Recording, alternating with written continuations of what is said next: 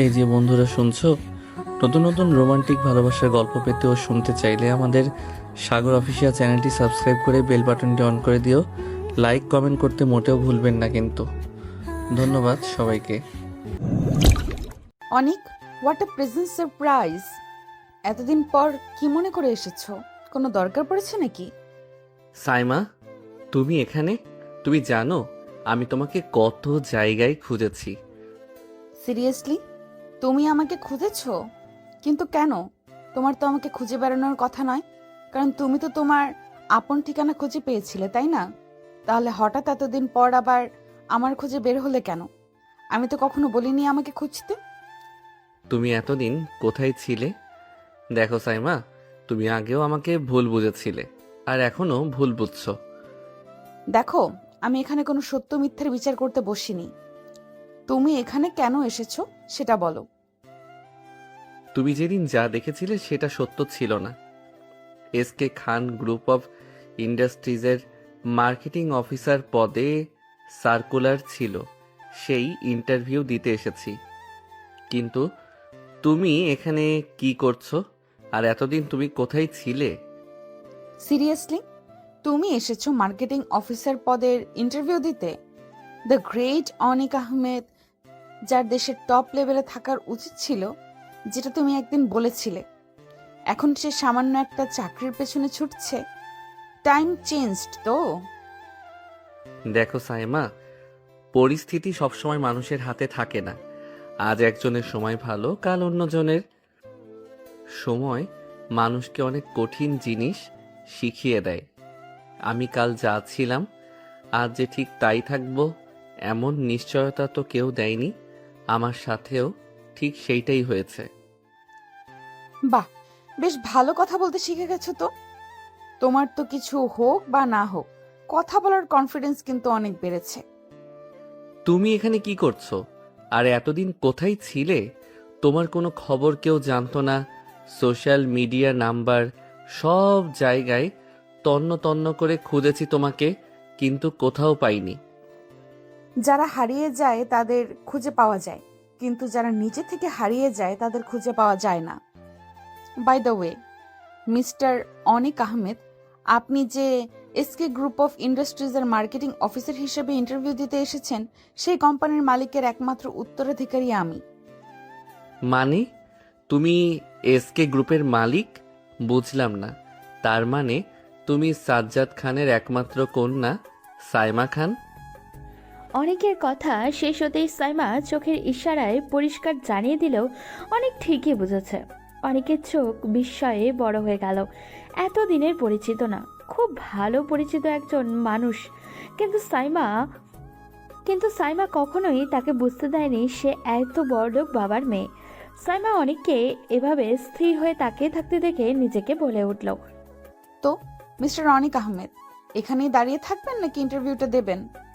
আপনার জন্য নিশ্চয়ই আমি সারাদিন বসে থাকবো না, নাকি মনে মনে সিদ্ধান্ত নিয়ে ফেলেছেন ইন্টারভিউ বোর্ডে একজন মেয়ে বসে আছে বলে আপনার ইগো ইন্টারভিউ দিতে বাধা দিচ্ছে? অনিক আহমেদ হেরে যাওয়ার আগে হার মানার মানুষ নয়। ইন্টারভিউ দিতে যখন এসেছি তখন দিয়ে তবেই যাব। হুম, বাহ, কনফিডেন্স তো বেশ ভালো আছে। ঠিক আছে, ভেতরে আসুন। সাইমার অনুমতি পাওয়ার পর অনেক ভেতরে প্রবেশ করলো। একটি চেয়ার টেনে বসতেই সাইমা হাতের ইশারায় তার ফাইল চাইল। অনেক ইশারা বুঝে ফাইলটা এগিয়ে দিল। ফাইল খুলে সাইমা দেখতে পেলেও অনেক বিজনেস ম্যানেজমেন্ট দারুণ রেজাল্ট করেছে। সে জানতো অনেক এই বিভাগে পড়তো, কিন্তু অনেক যে এত ভালো স্টুডেন্ট তা তার অজানা ছিল।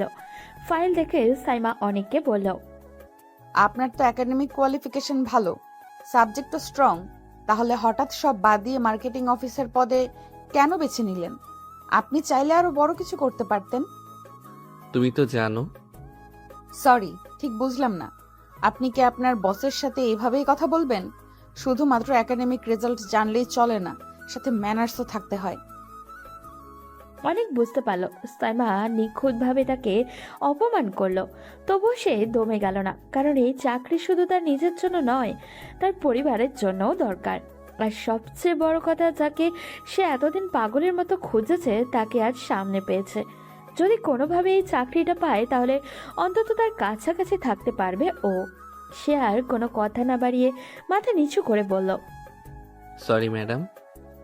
ইন্টারভিউ রুমে এমন নীরবতা নেমে এলো যে কেউ শ্বাস নিলেও সেও শব্দ শোনা যাচ্ছে। অনিক আর সাইমা দুজনেই জানে তাদের অতীত আজ যেন পরীক্ষার টেবিলে রাখা, কিন্তু আজ কোনো সম্পর্কের পরীক্ষা নয়, আজ প্রেশার পরীক্ষা। তবুও দুজনের চোখে লুকিয়ে থাকা হাজারো প্রশ্ন।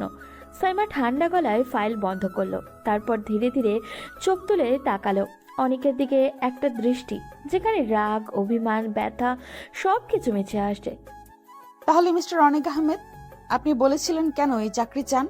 আমি ভেবেছিলাম আপনি হয়তো আপনার সেই পুরনো অহংকারত্তি বিগ ড্রিম এর পেছনে ছুটবেন, কিন্তু না, আপনি এখন আমাদের কোম্পানির একটা মিড লেভেল পোস্টের জন্য আবেদন করেছেন।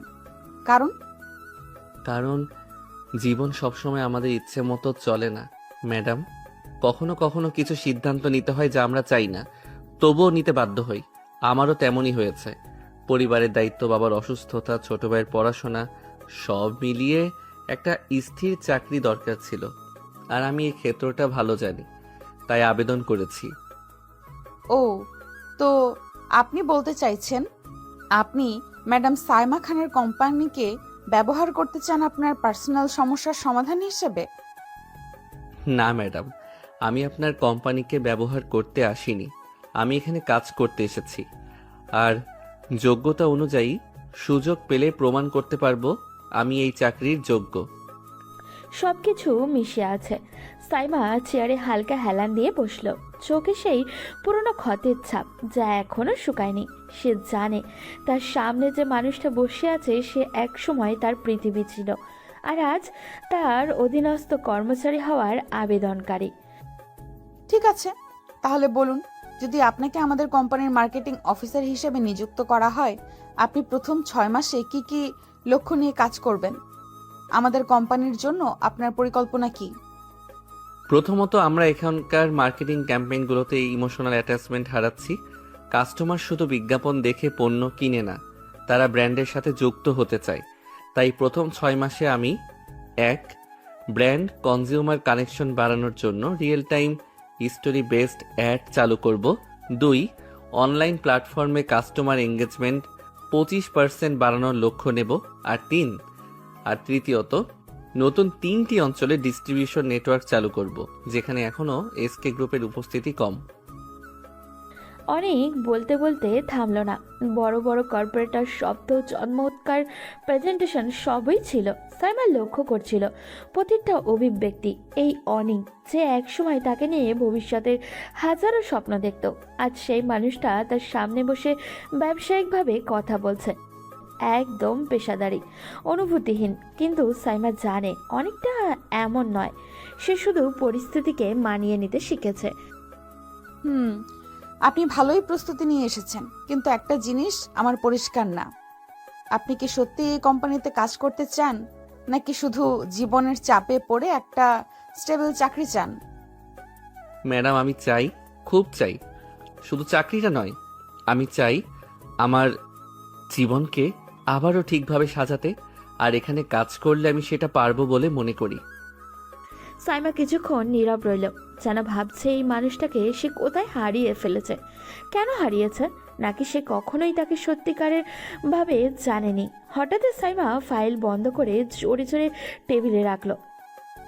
শেষ প্রশ্ন, মিস্টার অনিক, আপনি যদি জানতেন আপনাকে ইন্টারভিউ নেওয়ার জন্য আমি থাকবো, তাহলে কি আপনি এই চাকরির জন্য আবেদন করতেন? হ্যাঁ ম্যাডাম, কারণ কিছু মানুষ, কিছু সম্পর্ক, কিছু ব্যথা এড়িয়ে গেলে কখনো শেষ হয় না, সামনাসামনি দাঁড়িয়ে মোকাবেলা করতে হয়। আর আজ আমি সেটা করতে এসেছি। সাইমা হঠাৎই থমকে গেল, তার ঠোঁট কাঁপছে, চোখের গভীরে জমে থাকা অভিমান মাথা চারা দিয়ে যায়। কিন্তু সে নিজেকে সামলে নিয়ে কঠোর গলায় বলে, ঠিক আছে, আপনার ইন্টারভিউ শেষ, আপনাকে রেজাল্ট জানিয়ে দেওয়া হবে, এখন আপনি যেতে পারেন। Thank you ma'am. অনেক দরজা খুলে বেরিয়ে গেল। দরজা বন্ধ হওয়ার শব্দটুকু সাইমা বুকের ভেতরে চাপা ঝড় যেন আরো জোরে বইতে লাগলো। অনেক চলে গেল, কিন্তু তার প্রতিটা কথা সাইমার মাথায় প্রতিধ্বনিত হয়ে বাজতে থাকলো। কেন জানি না সেদিন তার চোখে হঠাৎ করেই জল চলে এলো। সে মুছল না, কারোর সামনে তো ভেঙে পড়তেই হবে, আর অনেকের সামনে তো ভেঙে পড়লে সে নিজেকে হারিয়ে ফেলবে। সেদিন বিকালটা অদ্ভুতভাবে ধীর ছিল। পুরো অফিসেই ফিসফাস, কে নাকি নতুন মার্কেটিং অফিসার হবে। সবাই জানে সাইমা খান সিদ্ধান্ত নিলে আর ফেরানোর সুযোগ থাকে না, কিন্তু আজ সাইমা নিজেই যেন নিজের সিদ্ধান্তের সামনে দাঁড়িয়ে আটকে গেছে।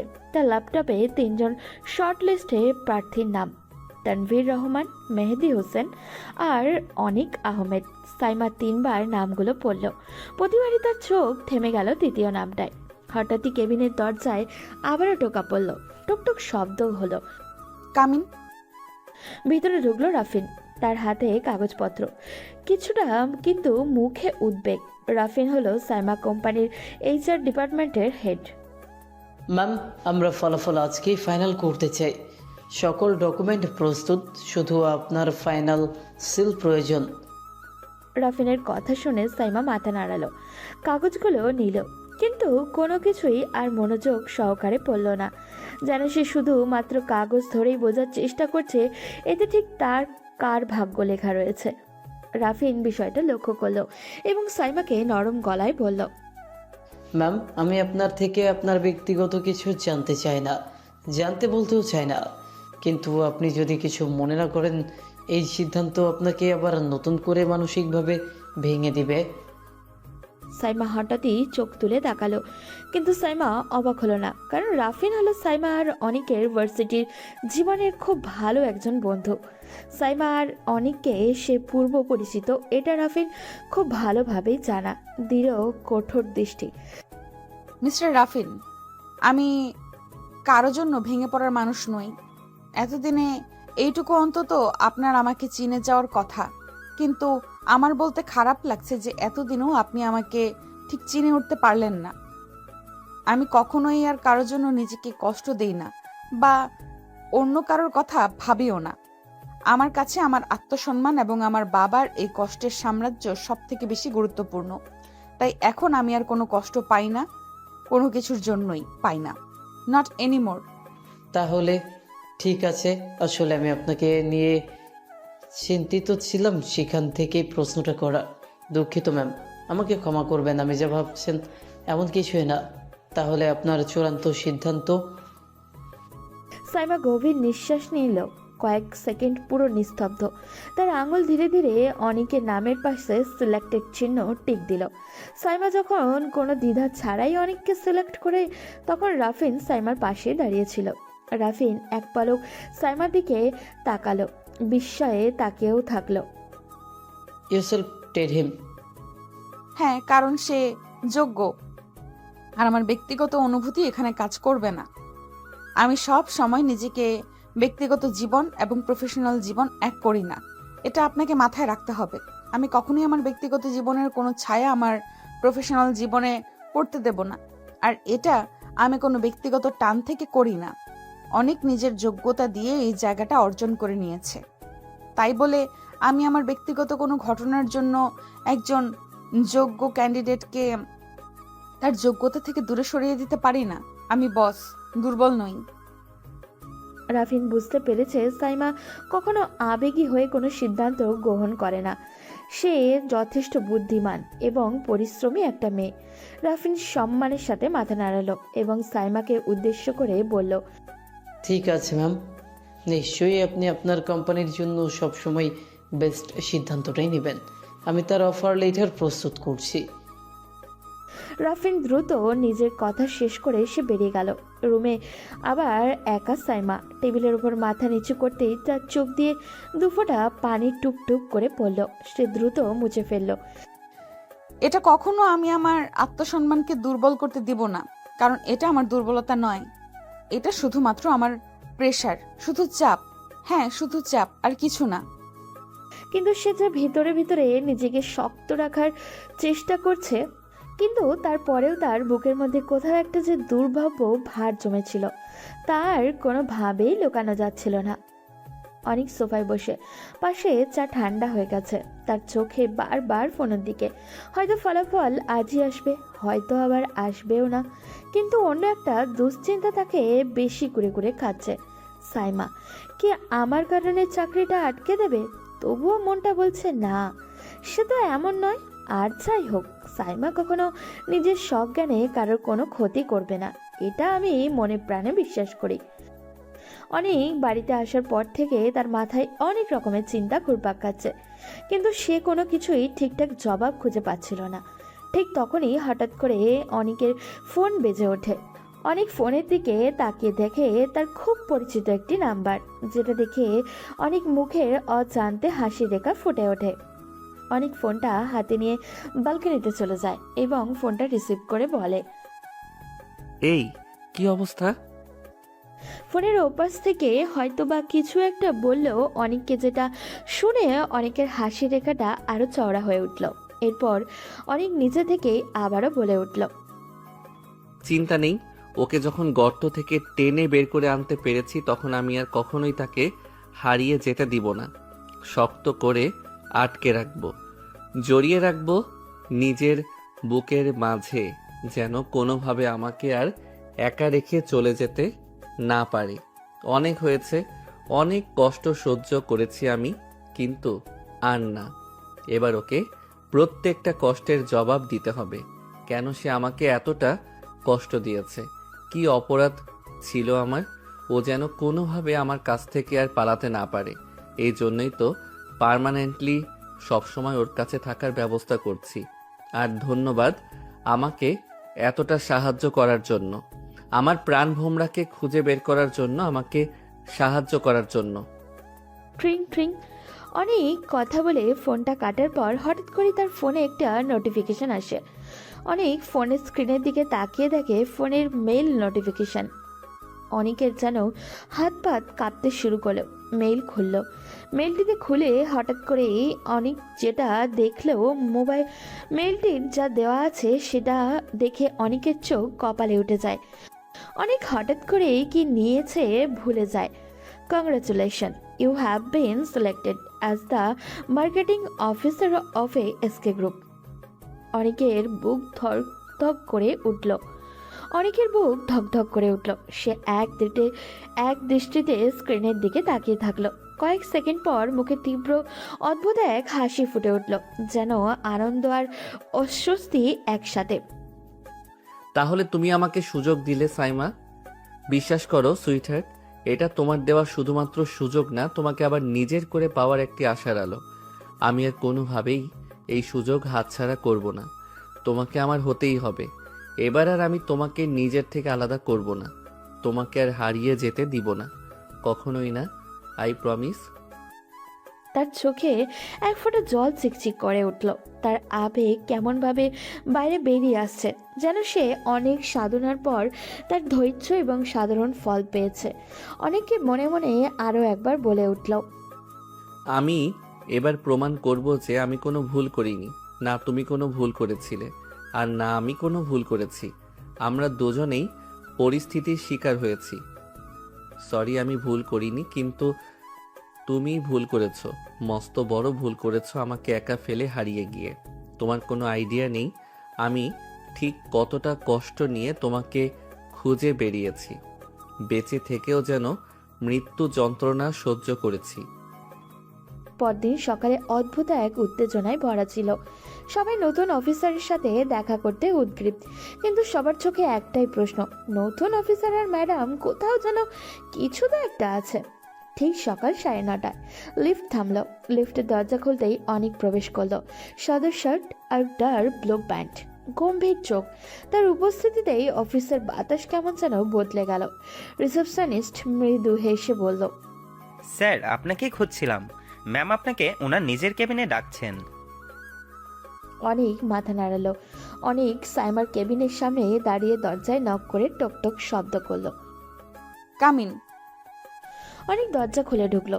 দুজনের চোখে এক অদ্ভুত মিলতেই সেই পুরনো ঝড় বুকের মধ্যে আবারও বয়ে গেল, কিন্তু মুখে তা কেউ প্রকাশ করল না। Good morning ma'am. Good morning. Sit. অনেক সাইমার পারমিশন পাওয়ার সাথে সাথে বসল। সাইমা অনিকের দিকে একটি ফাইল এগিয়ে দিল এবং মাথা নিচু করে অন্য একটা পেপারে সাইন করতে করতে বলল, এটা আপনার অ্যাপয়েন্টমেন্ট লেটার। আগামী 6 মাস আপনি ট্রেনিং সহ আমার সরাসরি সুপারভিশনে কাজ করবেন। অনেক একটু অবাক হয় সাইমার কথা শুনে, কিন্তু সেটা তার চোখে মুখে প্রকাশ পেল না। আর এদিকে সাইমার কথা শুনে অনেকের মনে যে লাড্ডু ফুটতে থাকে, সে এখন সব সময় সাইমার আশেপাশে থাকতে পারবে, যেটা সে চেয়েছিল। যদিও এই পোস্টে জয়েন করার পর সে সব সময় সাইমার কাছেই থাকতে পারতো না, কিন্তু যেহেতু 6 মাস তাকে সময় দেওয়া হয়েছে, এই 6 মাসে সে তার নিজের কাজ শেষ করে ফেলবে। কিন্তু তারপরেও অনেক একটু অবাক হওয়ার ভঙ্গিতে সাইমাকে বলল, ইয়োর ডিরেক্ট সুপারভিশন। ইয়েস। কোনো সমস্যা? না, সমস্যা নেই, তবে সাইমা চোখ সোজা রাখলো এবং বোঝানোর চেষ্টা করলেও অনেক কি বলার চেষ্টা করছে। যখন সাইমা অনেক চেষ্টা করে বুঝতে পারলো না অনেক তাকে কি বলার চেষ্টা করছে, তখন সে নিজেই অনেককে প্রশ্ন করলো। তবে অনেক ধীরে ধীরে সাইমার করা প্রশ্নের উত্তরে বলল, আপনি নিশ্চিত এটা আপনার জন্য কঠিন হবে না? না মানে আপনি সারাদিন এত ব্যস্ত থাকেন, তার মধ্যে আমাকে সুপারভাইজ করে কাজ শেখাবেন? এটা তো আমার জন্য চরম ভাগ্যের ব্যাপার। এটা আপনার জন্য অনেক কষ্টকর হয়ে যাবে না? এটাই বলতে চাইছিলাম আর কি। সাইমার চোখে বিদ্যুৎ চমকালো, কারণ সাইমা ঠিকই বুঝতে পেরেছে অনেক তাকে কি বলতে চেয়েছিল, এবং অনেক যে কথা ঘুরিয়ে নিল এটাও সাইমা খুব ভালোভাবেই বুঝতে পেরেছে। তাই সাইমা অনেককে বলল, মিস্টার অনিক, একটা কথা সব সময় মাথায় রাখবেন। আমি কখনোই আমার ব্যক্তিগত জিনিস অফিসে নিয়ে আসি না। আর আমার কাজকে পার্সোনাল ফিলিংস নাড়াতে পারে এমন ক্ষমতা আপনার নেই। অনেক কিছুক্ষণ চুপ, তারপর মাথা নাড়ল এবং সে বিড় করতে বলতে লাগলো, ম্যাডাম, আপনি ব্যক্তিগত জিনিস অফিসে না নিয়ে আসলেও আমি এই অফিসে জয়েনিং করেছি আমার ব্যক্তিগত জিনিস আমার বাড়িতে নিয়ে যাওয়ার জন্য। সাইমা অনেকের দিকে এতটা মনোযোগী ছিল যে অনেক বিড় করে কি বলছে তার কিছু অংশ ঠিকই শুনতে পেরেছে, কিন্তু পুরো কথাটা শুনেনি ও, তাই ঠিকঠাক বুঝতেও পারেনি। তাই সে অন্যমনস্ক হয়ে প্রশ্ন করল, সরি মিস্টার অনিক, আপনি কি কিছু বললেন? না তো ম্যাডাম, আপনি কি কিছু শুনেছেন? অনেকের এমন তেরা কথা শুনে সাইমা ইতস্তত হয়ে বলল, এত বাজে কথা না বলে নিজের কাজে মন দেন, তাহলে বুঝতে পারবো আপনার ঠিক কতটুকু কোয়ালিফিকেশন আছে এবং শুধু মুখে বলেন নাকি আদৌ ভেতরে কোনো যোগ্যতা আছে। ঠিক আছে ম্যাডাম, তাহলে আমরা দুজনেই নিজেদের প্রমাণ করব। ইয়েস, লেটস সি কে বেশি শক্তিশালী। দুজনের চোখে তখন আগুন, কিন্তু সেই আগুন ঘৃণার নয়, আবেগের, অতীতের অকথিত ভালোবাসায়। সাইমা ফাইল বন্ধ করে বলল, your duty starts today, you may go. সাইমার কথা শুনে অনেক উঠে দাঁড়ালো, ঠিক বেরিয়ে যাওয়ার আগে থেমে আবারও বলল, সাইমা মানে ম্যাডাম, ধন্যবাদ। আপনি আমাকে সুযোগ দিয়েছেন। আপনি নিজেও জানেন না আপনি ঠিক আমার কত বড় উপকার করেছেন। সাইমা মুখ ঘুরিয়ে নিল। অনেক সাইমার ব্যবহার দিকে হালকা করে হাসলো। অনেকের এই হাসি দেখে যেন সাইমার গা জ্বলে গেল, এবং দেখে সে মুখ ভেঙচি কেটে বলল, ডোন্ট থ্যাংক মি, আর্ন ইট। অনেক হালকা হাসলো। চেষ্টা করব না, প্রমাণ করে দেখাবো। দরজা বন্ধ হলো। সাইমার বুকের ভেতরে হাত চেপে ধরলো, যেন নিজেরই হৃদস্পন্দন শুনতে পাচ্ছে ও। সেদিন দুজনেই কাজ করলো, কিন্তু মন তো দুজনেরই পুরনো স্মৃতি খুঁড়ে খুঁড়ে বের করে আনছিল। আজ শুধু চাকরি শুরু হলো না, একটা নতুন যুদ্ধও শুরু হলো, একটা নতুন টানাপোড়েন, একটা অপূর্ণ সম্পর্কের নতুন অধ্যায় শুরু হলো। আর তারা দুজনেই জানতো এই অফিসে ঠিক করবে তাদের সম্পর্ক আবার জোড়া লাগবে নাকি আবারও ভেঙে যাবে। অফিস অফিসে অনেকের আজ দ্বিতীয় দিন, কিন্তু দিনের শুরুতেই সে বুঝলো শুধু কাজ নয়, প্রতিটি সেকেন্ডই তার জন্য পরীক্ষা। সাইমা সারাক্ষণ এমনভাবে তাকে উপেক্ষা করছিল যে সে অফিসে অদৃশ্য কোনো এক ছায়া, যাকে দেখা যায় না, শোনাও যায় না, গুরুত্ব দেওয়ার তো প্রশ্নই আসে না। অথচ এই সাইমাই এক সময় তার একটা মেসেজ না পেলে অস্থির হয়ে যেত। এখন সেই মানুষটা তার পাশ দিয়ে হেঁটে যায়, কিন্তু একটু চোখ তুলে তাকায় না। কিন্তু তার চোখের কোণে সামান্য কম্পন কিংবা কোনো স্বাভাবিক বিষয়ে অতিরিক্ত কঠোর হয়ে ওঠা, এইসব সংকেত অনেক খুব ভালোভাবেই ধরতে পারে। সে জানে সাইমার ভেতরটা আসলে আগের থেকে অনেক বেশি অস্থির।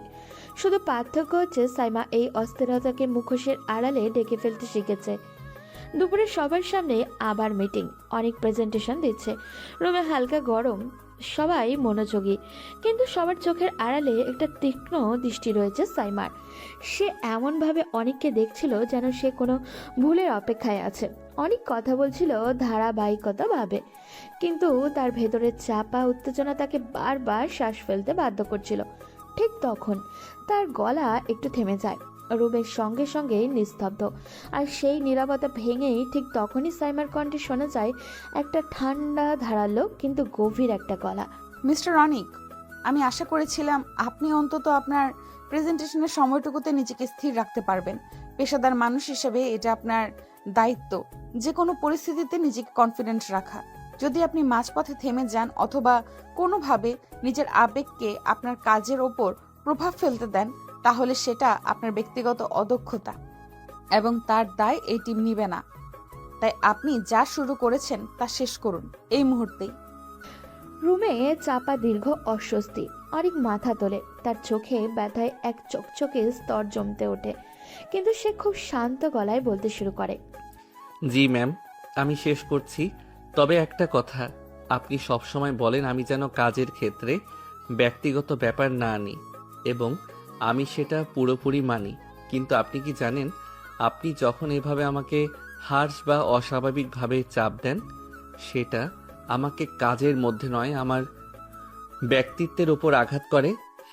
আপনার প্রতিটা কথার ভেতরে এমন একটা এড়িয়ে যাওয়া, এমন একটা হঠাৎ উত্তেজনা থাকে, যেটা আমার কাজে ভুলের কারণে নয়, বরং আমার উপস্থিতি আপনাকে অস্বস্তিতে ফেলে বলেই মনে হয়। আমি চেষ্টা করি আপনাকে কোনোভাবেই বিরক্ত না করতে, তবু আপনার প্রতিটা শব্দ আমাকে অনুভব করিয়ে দেয় যে আপনি আমার দিকে তাকাতেও চান না। আমি জানি না এর কারণ কাজ নাকি। অনেক কথা শেষ করতে পারে না, কিন্তু তার গলাটায় টান স্পষ্ট বোঝা যায় যে সে বাকিটা বলতে চেয়েও থেমে গেছে। সাইমা ধীরে মাথা তোলে, তার চোখেও কঠোরতার আবরণ আরও মোটা হয়ে ওঠে, কিন্তু সেই কঠোরতার আড়ালে কিছুটা একটা আছে, যা একটা পুরনো ব্যথা, যেটা সে চেপে রাখতে চাইছে মরিয়া হয়ে। মিস্টার অনিক, আপনার একটা বিষয় বুঝতে হবে, আমি কাউকে কোনো বিশেষ কারণে উপেক্ষা করি না, না কোনো বিশেষ কারণে অতিরিক্ত গুরুত্ব দেই। যখন আমি কাউকে দেখেও দেখি না, তার মানে সে আমার পেশাগত দায়িত্বের জন্য এখনো যথেষ্ট গুরুত্বপূর্ণ অবস্থানে নেই। আর আমি একজন প্রফেশনাল, আমার কাছে আমার কাজই প্রথম, আমার অনুভূতি নয়। আপনি যদি মনে করেন আমার আচরণ আপনার প্রতি ব্যক্তিগত, তাহলে এটা আপনার ভুল ধারণা। আমি কাউকে এতটা গুরুত্ব দিই না যে তাদের উপস্থিতি আমার মনোযোগে ব্যাঘাত ঘটাবে। আমি আপনাকে ব্যক্তিগতভাবে দেখি না, একদমই না। আর ব্যক্তিগত যে বিষয়গুলো আপনি ইঙ্গিত দিলেন, সেগুলোকে আমরা আলাদা রেখেছি, অন্তত আমি রেখেছি। তার কণ্ঠ ছিল নির্মম, কিন্তু সেই নির্মমতার ভিতরেই একটা চাপা কাঁপুনি ছিল, যেটা অনেক ধরেই ফেলল। মিটিং শেষ, সবাই বেরিয়ে যায়, অনেকও বসে থাকে। সাইমা ফাইল গোছাচ্ছিল, কিন্তু সে ঠিকই বুঝতে পারছিল অনেক এখনো পিছনে দাঁড়িয়ে আছে, আর অনেক জানতো এখন না বললে আর বলা যাবে না। অনেক ধীরে এগিয়ে আসে। তুমি যেটা বললে আমি তোমার কাছে গুরুত্বহীন, আমার উপস্থিতিতে তোমার কিছু যায় আসে না, তুমি সত্যি এটা বিশ্বাস করো? তুমি কি সত্যি মনে করো তুমি আমাকে দেখে কিছুই অনুভব করনি? তোমার চোখে সেই ক্ষুদ্র কম্পন, তোমার কথা বলার সময় অকারণ রাগ, তোমার হঠাৎ করে শ্বাস আটকে আসা, আমি কি এসব দেখতে পাই না? তুমি কি মনে করো 3 বছর তোমাকে ভালোবেসে আমি এতটাই অন্ধ ছিলাম যে আজ তোমাকে পড়তে পারবো না? তুমি যদি সত্যি আমাকে ভুলে যেতে, আমার দিক থেকে মুখ ফিরিয়ে নিতে পারতে, তাহলে আজ তোমার কণ্ঠ এমনভাবে কাঁপতো না। তুমি শুধু একটা মুখোশ পরে আছো সাইমা, নিজেকে বাঁচানোর জন্য। কিন্তু তুমি ভুলে গেছো আমি তোমাকে মুখোশ ছাড়া মানুষ হিসেবেই চিনেছি। তাই বলছি, যত দূরেই থাকো তুমি, আমি তোমার চোখের ভেতর থাকা সত্যটা দেখতে পাই। সাইমা থেমে যায়, তার আঙুল হঠাৎ কাগজের উপরে থমকে যায়। সে মাথা তোলে, চোখে প্রচণ্ড চেষ্টা নিজেকে শক্ত দেখানোর। অনেক তুমি যা ভাবছো তা বাস্তব নয়। আমি যদি তোমাকে ভুলে যেতে না পারতাম তাহলে আজ আমি এই অবস্থানে আসতে পারতাম না। আমার দায়িত্ব, আমার বাবার কোম্পানি, আমার সব কিছু, সব আমাকে বাধ্য করেছে নিজেকে কঠোর করতে। তোমার সাথে আগের মতো কথা বললে, আগের মতো আচরণ করলে আমি ভেঙে পড়তাম। আর আমি এখন ভেঙে পড়ার অবস্থায় নেই। দুর্বলতা আমার কাছে এখন বিলাসিতা, যা আমি আর বহন করতে পারি না। তাই তোমাকে দূরে রাখতে চাই বলে নয়, বরং কাছাকাছি এলে আমি আমার সিদ্ধান্তে স্থির থাকতে পারবো না বলেই আমি এই দূরত্ব রাখি। তুমি বুঝতে পারো আর না পারো, এটাই সত্যি। দুজনের মাঝে নীরবতা নেমে আসে। সাইমার চোখ জলের মতো ভিজে উঠলেও সে দমিয়ে রাখে। অনেক কয়েক সেকেন্ড তাকিয়ে থাকে তার দিকে, যেন সে এখনই কিছু বলে ফেলবে যা তাদের মাঝে জমে থাকা বছরের দূরত্ব ভেদ করে দেবে। কিন্তু সে নিজেকে থামিয়ে নেয়। তুমি বলো বা না বলো, তুমি এখনো অনুভব করো, এটা আমি জানি। আর আমি বলছি, আমি এখানে এসেছি তোমার জীবনে বিশৃঙ্খলা আনতে নয়, বরং তোমাকে সেই বিশৃঙ্খলা থেকে উদ্ধার করতে, যেটা তুমি 3 বছর ধরে নিজের ভেতরে চেপে রেখেছো। তুমি চাও বা না চাও, আমি থামবো না, কারণ তুমি যত দূরেই যাও না কেন, আমি তোমাকে আর হারিয়ে যেতে দেব না। সাইমা দ্রুত মুখ ফিরিয়ে নেয়, কারণ সে জানে আর এক সেকেন্ডও এখানে থাকলে তার চোখের জল পড়ে যাবে, এবং সেটা সে কখনোই অনেককে দেখাতে দিতে চায় না। এই যুদ্ধ তো এখন শুরু। দুজনের ভেতরে যে আগুন জমে আছে তা এখনো পুরোপুরি জ্বলে ওঠেনি। সামনে আরও উত্তেজনা, আরও আবেগ, আরও মুখোমুখি সংঘর্ষ অপেক্ষা করছে। অনেকের অফিসে দ্বিতীয় সপ্তাহ চলছে, কিন্তু সে দিনের শুরু থেকেই বুঝতে পারছিল প্রতিটা মুহূর্ত যেন তাকে পরীক্ষা নিচ্ছে। সাইমার সঙ্গে তার সম্পর্কের মাঝে এক গভীর সংকট ঘুরে ফিরে আসছে। সাইমা যে একসময় তার জন্য স্নেহের প্রতীক ছিল, এখন যেন এক অদৃশ্য পাঁচিলের ভিতরে তা আবদ্ধ। সেদিনের কথা মনে পড়ল, যখন সে সাইমার সামনে দাঁড়িয়ে নিজের অনুভূতি খুলে দিয়েছিল, আর সাইমা চেপে যাওয়া ব্যথা নিয়ে দূরত্ব বজায় রাখার চেষ্টা করছিল। তবে আজ সাইমার অফিসে একটা নতুন মানুষ এসেছে। তার নাম হলো মিরাজ। সুদর্শন, উচ্চাকাঙ্ক্ষী এবং আত্মবিশ্বাসী। দেশে বাইরে থেকে পড়াশুনো শেষ করে এসেছে, আর সে সাইমার বাবার ব্যবসায়িক পার্টনারের ছেলে। সামনে তাদের বড় একটা ডিলের প্রেজেন্টেশন, কয়েকশো কোটি টাকার ডিল। আর মিরাজ এসেছেন সাইমার পাশে সেই কাজের জন্য সাহায্য করতে। এই নতুন আসার মধ্যেই অনেক চোখে পড়ল মিরাজের দৃষ্টিতে সাইমার দিকে যে গভীর নজর, সেই নজরটাকে বারবার চালিয়ে তুলছে। অনেক যা বুঝতে পারছিল তা একদিকে যেমন তার রাগ বাড়াচ্ছিল, অন্যদিকে তার ভেতরে সাইমাকে নিয়ে আরও তীব্র প্রেম আর পীড়া জাগিয়ে তুলছিল। একদিন দুপুরে অফিসের মিটিং রুমে যখন সবার মনোযোগ ছিল প্রেজেন্টেশনের দিকে, ঠিক তখনই অনিক আর মিরাজ পাশাপাশি বসেছিল। তাই অনিক বলল, মিরাজ, তুমি আজকাল সাইমার চারপাশে থাকছো খুব বেশি, এটা তোমার কাজের অংশ তো, নাকি তার জন্য অন্য কিছু? অনেক ভাই, আমার এখানে আসার একটাই কারণ, এই ডিল সফল করা। তুমি যদি আমার কাজ নিয়ে সন্দেহ করো তাহলে সেটা ভুল। আমি শুধু পেশাদার। পেশাদার? তোর চোখ আর তোর ভাবনা বলে অন্য কথা। তুমি বারবার ওর দিকে তাকিয়ে থাকিস আর ওর পাশে থাকতে চেষ্টা করিস। আমি এটা সহ্য করতে পারছি না। তুমি যে জায়গাটা দখল করার চেষ্টা করছো, সেই জায়গাটা অলরেডি আমার নামে লেখা হয়ে আছে। শুধু 1-2-3 দিনের জন্য না, এটি অনেক আগেই তৈরি হয়ে গেছে। তাই বৃথা চেষ্টা করো না, এতে পরবর্তীতে তোমারই কষ্ট হবে বস। আমি সাইমার কাছে আছি শুধু কারণ ওর কাজের সঙ্গে হতে চাই। আর তুই এটা নষ্ট করতে চাস, ওর জীবনে আমার আশা তোর জন্য হুমকি হতে পারে, সেটা আমাকে নিয়ে ভাবিস না। আর তাছাড়া তোমার নিজের প্রতি এত কনফিডেন্ট, তাহলে এত ভয় পাচ্ছ কেন? তুমি না বলছো সাইমার মনে তোমার জন্য পার্মানেন্ট জায়গা আছে, তাহলে কেন সেই জায়গা হারানোর ভয় পাচ্ছ? আমি ভয় পাচ্ছি না মিরাজ, আমি তোমাকে নিয়ে চিন্তিত। পরবর্তীতে তোমার মন ভাঙলে তুমি সেটা সহ্য করতে পারবে তো? এজন্য তোমাকে আগে থেকে সাবধান করে দিলাম। ধন্যবাদ ভাই তোমাকে আমার মন নিয়ে এত ভাবার জন্য, কিন্তু তোমাকে আমার মন নিয়ে ভাবতে হবে না। তুমি নিজের চিন্তা করো। তুমি এখন পর্যন্ত সাইমাকে হারানোর ভয় পাচ্ছ, তাহলে কি এমন জায়গা তৈরি করলে যেটা এত নড়বড়ে হারিয়ে যাওয়ার ভয় আছে? মিরাজ কথা শুনে অনেকের বুকটা ভেঙে গেল। আর সে তখন বুঝতে পারছিল শুধু কাজের জন্য নয়, মিরাজ আসলে সাইমার জীবনে নতুন একটা আশা, নতুন আলোর প্রতীক সৃষ্টি করার বৃথা চেষ্টা করার জন্য এখানে এসেছে। আর অনেকের মনে হয় সাইমা যে পরিমাণ জিদি আর রাগী একটা মেয়ে, এখন সে যদি অনেকের উপর রাগ করে বা অনেকের উপরে অভিমান করে যে কোনো ভুল সিদ্ধান্ত নিয়ে নেয়, তাহলে তো অনেক সেটা সহ্য করতে পারবে না। একদিন বিকেলে অফিসের বাইরের বাগানে অনেক হাঁটাহাঁটি করার জন্য এসেছিল একটু, কিন্তু এসে দেখে সাইমা একটা বেঞ্চে একা একা বসে আছে। অনেক বিষয়টা লক্ষ্য করে সামনে সাইমার দিকে এগিয়ে যায়। সাইমা অনেকের উল্টো পাশ করে বসেছিল, কিন্তু তারপরেও সাইমা যখন বুঝতে পারে নিজের পিছনে কারোর উপস্থিতি, তখন তার আর বুঝতে বাকি থাকে না কে এসেছে তার পেছনে। তার নামমাত্র বিচ্ছেদ হয়েছে, মন তো এক জায়গাতেই রয়েছে। সাইমা পেছনে যে এসেছে সেটা দেখার জন্য সাইমাকে আর কষ্ট করে পেছনে তাকাতে হয় না। পিছনে না তাকিয়ে সাইমা বলল, আজকে হঠাৎ একা একা এখানে কি করছেন? আপনাকে যে কাজ দেওয়া হয়েছিল সেটা শেষ করেছেন? দেখুন অনেক সাহেব সামনে আমাদের অনেক বড় একটা আমাদের সামনে একটা বড় একটা পরীক্ষা। এসকে গ্রুপ কোম্পানিটা আমার বাবার অনেক শখের। তিনি এই কোম্পানিটাকে দাঁড় করানোর জন্য অনেক পরিশ্রম করেছে। রাত দিন এক করে তিনি এই কোম্পানিটাকে দাঁড় করিয়েছেন। এখন আমি যদি তার মেয়ে হয়ে তার এই পরিশ্রমের মূল্য দিতে না পারি, তাহলে নিজের কাছে নিজেকে কখনো দাঁড় করাতে পারবো না। আমার বাবা অনেক ভরসা করে আমার উপরে দায়িত্ব দিয়েছেন। এখন আমাদের মধ্যে অনেক উত্তেজনা কাজ করতেছে। আমি চাই আপনিও আপনার সর্বোচ্চটা দিয়ে আগামী ডিলটা জিতে নিতে আমাদের সাহায্য করুন। চিন্তা করবেন না, আমার আপনার প্রতি পূর্ণ আস্থা আছে।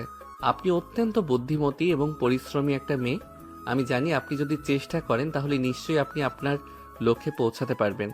জানি না কি পারবো, কতটুকু পারবো, তবে আমাকে যদি আপনার এই জার্নিতে কখনো কোনো সময় প্রয়োজন পড়ে, শুধু একটাবার আওয়াজ দেবেন। নিজের সর্বশেষ দিয়ে চেষ্টা করব। আমি ভয় পাচ্ছি, অনেক ভয় পাচ্ছি। আমি আমার সিদ্ধান্তে ভেঙে পড়ব। আমি চাই শক্ত থাকি, কিন্তু কখনো কখনো আমার মনের কোণে কিছু আতঙ্ক আমাকে তিলে তিলে শেষ করে দিচ্ছে। অনেক জানে সাইমা কতটা আবেগী। সে তার বাবাকে ভীষণ ভালোবাসে। সাইমা যখন কাউকে ভালোবাসে তখন তার জন্য সাইমা নিজের সর্বোচ্চটা বাজি রেখে দেয়। তারপরেও কখনো তার ভালোবাসার মানুষকে ছোট হতে দেয় না। সেখানে বিষয়টা তো তার বাবার স্বপ্নে সাইমা নিজের জীবনে বাজি রেখে দিবে, কিন্তু তারপরও তার বাবার স্বপ্ন ভাঙতে দিবে না। অনেকের মাঝে মাঝে ভাবে কিভাবে পারে এই মেয়েটা এত কঠোর খোলসের মাঝে এতটা দুর্বল সত্তাকে লুকিয়ে রাখতে। এক সন্ধ্যায় অফিসের লবিতে এসে দেখে সাইমা ল্যাপটপে বসে কাজ করছে এবং মিরাজ তার পাশে বসে তাকে মাথা থেকে পা পর্যন্ত পরখ করে যাচ্ছে। মিরাজের এমন দৃষ্টিতে সাইমার দিকে তাকিয়ে আছে যেন সে চোখ দিয়ে সাইমাকে গিলে খাচ্ছে। বিষয়টা দেখার পর থেকে অনেকের যেন রাগে পুরো গা জ্বলে যাচ্ছে। অফিসের মিটিং রুমে আলো ঝলমল করছে। সাইমা, অনেক, মিরাজ এবং টিমের বাকিরা বদ্ধমূলত মনোযোগ দিয়ে অপেক্ষা করছে। আজকের প্রেজেন্টেশন তাদের ক্যারিয়ারের জন্য অনেক বড় একটা সুযোগ। এসকে গ্রুপের নতুন ডিল পেতে হবে। সাইমার চোখের দৃঢ়তা, মুখে আত্মবিশ্বাস। সে জানে আজকে তার পুরো পরিকল্পনায় স্পষ্ট, সুনির্দিষ্ট এবং সকলের হৃদয় ছুঁয়ে যাবে। সুপ্রিয় সকলকে ধন্যবাদ। আজ আমরা শুধু একটা ডিল পেতে চাইছি না, আমরা চাই এই ডিলের মাধ্যমে এসকে গ্রুপের ব্র্যান্ডকে নতুন উচ্চতায় নিয়ে যেতে। আমার পরিকল্পনা 3টি মূল স্তম্ভের উপর দাঁড়িয়ে। প্রথমত, কাস্টমার এঙ্গেজমেন্ট বৃদ্ধি। দ্বিতীয়ত, নতুন বাজারের প্রবেশ। এবং তৃতীয়ত, ডিজিটাল মার্কেটিং ক্যাম্পেইন শক্তিশালী করা। সাইমা, তোমার পয়েন্টগুলো স্পষ্ট এবং বাস্তবসম্মত। আমি পুরোপুরি তোমার পরিকল্পনার সাথে এক। ধন্যবাদ মিরাজ। আমি বিশ্বাস করি আমাদের টিম এই চ্যালেঞ্জ মোকাবেলা করতে প্রস্তুত। অনেক, তোমার রিপোর্ট এবং পরিসংখ্যানগুলো এই পরিকল্পনাকে আরো শক্তিশালী করেছে। আমার পক্ষ থেকে সর্বোচ্চ চেষ্টা করব। এটা আমাদের সবার জন্য একটি বড় সুযোগ। প্রেজেন্টেশন শেষ হতেই মিটিং রুমে প্রশংসার ঝড় উঠল। সবাই জানে আজকের দিনটা তাদের ক্যারিয়ারের জন্য মাইল ফলক হতে চলেছে। কয়েকদিনের মধ্যে অফিসের উচ্চপদস্থ কর্মকর্তারা ডিলের অনুমোদন জানালো। ডিল পাওয়ার খবর ছড়িয়ে পড়ার পর অফিসের বায়ুমণ্ডল যেন উল্লাসিত। সাইমা নিজেই জানত এই সফলতার পেছনে কেবল তার একার অবদান নয়, পুরো টিমের কঠোর পরিশ্রমের ফল। তাই সিদ্ধান্ত নিল সে টিমকে ট্রিট দিবে। সবাইকে ধন্যবাদ। তোমাদের সহযোগিতা ছাড়া আজকে এই সাফল্য সম্ভব ছিল না। চলুন আমরা সবাই মিলে একটা ছোট্ট পার্টি করি, একসাথে আনন্দ ভাগাভাগি করি। অসাধারণ। এই খুশির মুহূর্তে সবাই একসাথে হতে পারলে ভালো লাগে। আমি তো অপেক্ষায় আছি। কাজের মাঝে একটু বিশ্রাম মন্দ হবে না। অফিসের বাইরে একটি ক্যাফেতে সবাই জমায়েত হলো। খাবার দাবার, হাসি মজা, পুরনো গল্পের ঝলক সব মিলিয়ে আজকের দিনটা হয়ে উঠল স্মরণীয়। সাইমা মাইক হাতে হুটে বলল, সবাই আজকে আমরা শুধু একটা ডিল পাইলাম না, আমরা একটা টিম হিসেবে একত্রিত হয়েছি। এই যাত্রায় আপনাদের প্রত্যেকের অবদান অমূল্য। আমি গর্ব করি তোমাদের সবাইকে নিয়ে। ধন্যবাদ ম্যাম আপনাকে। সেই রাতে তাদের জন্য নতুন আশায় আলোয় ভরা।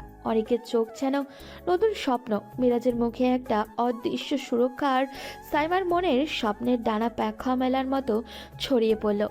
সেদিনের পর থেকে সাইমা যেমন একটা কঠোর মনোভাব নিয়ে সবার সঙ্গে ব্যবহার করত, সেদিনের কনফারেন্সের পর থেকে সকলের সাথে অনেক সহজ হয়ে গেছে। সকলের সাথে হাসি মুখে কথা বলছে। অনেকের সঙ্গে আগের মতো কঠোরভাবে কথা বলতো না, এখন আরও তাও বলে না। অনেকের সাথে সম্পর্কটা অনেক সহজ হয়ে গিয়েছে। আগে দুজনেই একসঙ্গে কথা বলতে ভীষণ অস্বস্তি বোধ করত, যেটা অনেকের পক্ষ থেকে থাকলেও সাইমার পক্ষ থেকে বেশি ছিল। এরই মাঝে হঠাৎ একদিন সকালে সবাই অফিসে আসার পরে মিরাজ সকলের উদ্দেশ্যে বলে, আপনাদের জন্য আজকে আমার পক্ষ থেকে ট্রিট রয়েছে, কারণ আজকে আমি অনেক খুশি। আমার জীবনের আরো একটি বড় ইচ্ছে পূরণ হতে চলেছে। এখন হয়তো আপনাদের মনে প্রশ্ন থাকতে পারে, কি এমন ইচ্ছে পূরণ হতে চলেছে যার জন্য আজকে আমার পক্ষ থেকে আপনাদের ট্রিট? Anyone guess? মিরাজের কথা শুনে সকলের মাঝে একটা সুন্দর নীরবতা পড়ে গেল, যেন মিরাজকে এমন কোনো বড় প্রাপ্তি লাভ করতে যাচ্ছে যার জন্য তিনি সবাইকে ট্রিট দিতে চলেছেন। কিন্তু তারপর সকলে অনেক খুশি। মিরাজ নিচেও মুচকি মুচকি হাসছে। এমন সময় অফিসের মেন গেট দিয়ে সাইমা অফিসে এন্ট্রি নিল। হঠাৎ করে সকলে এক জায়গায় দাঁড়িয়ে থাকতে দেখে তার ভ্রু কুঁচকে আসে। সকলের পেছনে দাঁড়িয়ে আছে অনেক। অনেক নিচেও কিছু বুঝতে পারছে না, তাই সে সকলকে উপেক্ষা করে তার নিচে তার নজর গিয়ে পড়ে সাইমার দিকে। অনেকদিন ধরেই সে সাইমার দিকে এমনভাবে তাকিয়ে আছে। মিরাজ এখন হাসছে, যেটা দেখে অনেকের গা একদমই চলে যাচ্ছে। এমন সময় হঠাৎ করে অনেকের ফোন বেজে ওঠে। অনেক পকেট থেকে ফোন বের করে স্ক্রিনের দিকে তাকায়। নাম্বারটা দেখে তার মনের সন্দেহ জানে। সে একবার স্ক্রিনের দিকে আবার মিরাজের দিকে তাকায়, পরে সাইমার দিকে তাকিয়ে ফোনটা রিসিভ করে কানে ধরে। অতঃপর পাশ থেকে যা সেটা শুনে তার মেজাজ খারাপ হয়ে যায়। অনেক ভীষণ রেগে যায়। সাইমা এখনও ঠিক বুঝে উঠতে পারছে না কে চলছে। সাইমা যখনই কিছু বলতে যাবে এমন সময় অনেক কোথা থেকে এসে শক্ত করে সাইমার হাতটা ধরে, টেনে টেনে সাইমার কেবিনের দিকে নিয়ে যায়। হঠাৎ কী থেকে কী হচ্ছে সাইমা কিছুই বুঝে উঠতে পারে না, এবং সে কি রিয়াকশন দেবে সেটাও বুঝে উঠতে পারছে না। হঠাৎ কী থেকে কী হচ্ছে কেউ বুঝতেই পারছে না। মিরাজ যখন অনেককে আটকাতে যাবে তার আগেই অনেক সাইমাকে কেবিনে নিয়ে গিয়ে দরজা আটকে দেয়। এদিকে অফিসার সবার মাঝে গুঞ্জন শোনা যায় যে অনেক আর সাইমার মাঝে নিশ্চিত কিছু চলছে। এদিকে অনেক সাইমাকে নিয়ে এসে দরজা লাগানোর পর থেকেই মিরাজ একের পর এক দরজায় নক করছে এবং সাইমা আর অনেককে ডাকাডাকি করছে, কিন্তু ভেতর থেকে কোনো সারা শব্দই পাওয়া যাচ্ছে না। হঠাৎই এমন পরিস্থিতিতে সাইমা নিজেও বেশ বিরক্ত হয়ে বলে, কি সমস্যা আপনার মিস্টার অনিক? আপনি আমাকে এখানে কেন নিয়ে আসলেন? আর আপনার সাহস হলো কি করে সবার সামনে আমার হাত ধরার? আমার সাহস যে ঠিক কি এবং কতটা সেটা তোমার থেকে ভালো আর কেউ জানে না, তাই সেই বিষয়ে আমরা এখন আর কথা না বলি। এটাই দুজনের জন্য ভালো। কিন্তু তোমার সাহস দেখে আমি অবাক হয়ে যাচ্ছি। তোমার শুধু সাহস না, দুঃসাহস কোথা থেকে আসে যে তুমি অন্য কাউকে বিয়ে করার কথা চিন্তা করতে পারো? হঠাৎই অনেকের কাছ থেকে এমন কথা শুনতে হবে সেটা সাইমা অ্যাকসেপ্টও করেনি। অনেক সাইমার দিকে তাকিয়ে দেখে সাইমা যেন পুরো পরিস্থিতির কিছুই বুঝতে পারছে না। অনেকক্ষণ অনেককে চুপচাপ দাঁড়িয়ে থাকতে দেখে সাইমা কিছু বলতে যাবে তার আগেই সে অনেককে হাতের ইশারায় চুপ করিয়ে দেয়। সাইমা নিজেই বলে, কি সমস্যা আপনার? কিসের বিয়ে? কি সব বিয়ের কথা বলছেন আপনি? দেখুন জানি না আপনি কি বলছেন, কেন বলছেন আমি জানি না, তবে এইটুকু বলতে পারি কোনো কিছু না জেনে না বুঝে যাচাই বাছাই না করে কিছু বলা উচিত না। আমি না জেনে কিছু বলছি না। আপনার ওই মিরাজের সাথে বিয়ে ঠিক হয়নি? অনেকের কথা শুনে সাইমা যেন আকাশ থেকে পড়ল। সে প্রচন্ড অবাক হয়ে বলে, কি সব যাতা বলছেন আপনি? মিরাজের সাথে আমার বিয়ে মানে? এমন ভাব করছেন যেন আপনি কিছু জানেন না। সাইমা অনেকের মুখের দিকে তাকিয়ে থাকে কিছুক্ষণ, যেন তার প্রতিটি শব্দ প্রতিটি অভিযোগ সাইমার মাথার ভিতরে ছুরি হয়ে ঢুকছে। কিন্তু সমস্যা হলো সেই অভিযোগের সামনে সে নিজেই জানে না। সাইমার শ্বাস নিতে পর্যন্ত কষ্ট হচ্ছে। তার চোখে স্পষ্ট অবাক এবং ভয়ের ছাপ। অনিক, আপনি কি বলছেন? আমি সত্যি কিছু বুঝতে পারছি না। কি প্রস্তাব? কার প্রস্তাব? আমি মিরাজের বাবা মা আবার আমার বাড়িতে যাবে কেন? আপনি কি শুনেছেন? কোথায় শুনেছেন? কেন শুনেছেন? কিছুই তো পরিষ্কার করে বলছেন না। অনেক গভীর নিঃশ্বাস নেয়। তার চোখে আগুন কিছুটা কমলেও রাগটা এখনো বয়েই গেছে। সে সোজা সাইমার দিকে তাকিয়ে থাকে, যেন বহুদিনে জমে থাকা কথাটা রূপ দিতে চাইছে। তোমার না জানার কথা শুনতে শুনতে আমি বিরক্ত। তুমি এখনো বলছো তুমি কিছুই জানো না? তোমার বাড়িতে কি হচ্ছে, কারা আসছে, কারা প্রস্তাব দিচ্ছে, তুমি কিছুই জানো না? এটা কি সম্ভব? আজ সকালে আমি নিজের কানে শুনেছি মিরাজের বাবা মা আমার এক একজন পরিচিতির মাধ্যমে খবর পাঠিয়েছে। তারা তোমাদের বাসায় দেখা করতে গিয়েছিল। উদ্দেশ্য ছিল বিয়ের প্রস্তাব। আর আর তুমি বলছো তুমি জানো না?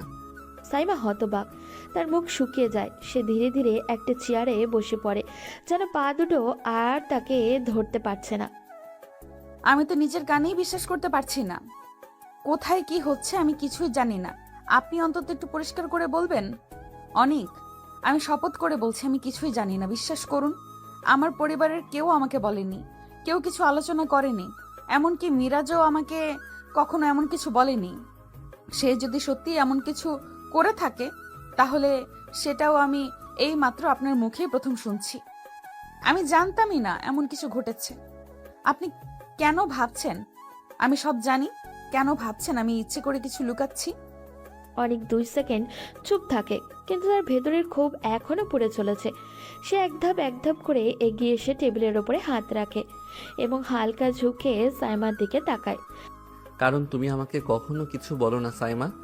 তুমি নিজের অনুভূতি তো দূরের কথা, নিজের জীবনের গুরুত্বপূর্ণ বিষয়গুলো পর্যন্ত কাউকে জানাতে চাও না। তুমি চাও সবাই নিজের মতো আন্দাজ করে নিক, আর তুমি চুপচাপ থেকে সবকিছু এড়িয়ে যাবে। কিন্তু এবার আর সেটা হবে না। মিরাজ যে তোমার সাথে বিয়ে করতে চায় সেটা তার বন্ধুদের মুখেই একাধিকবার শুনেছি।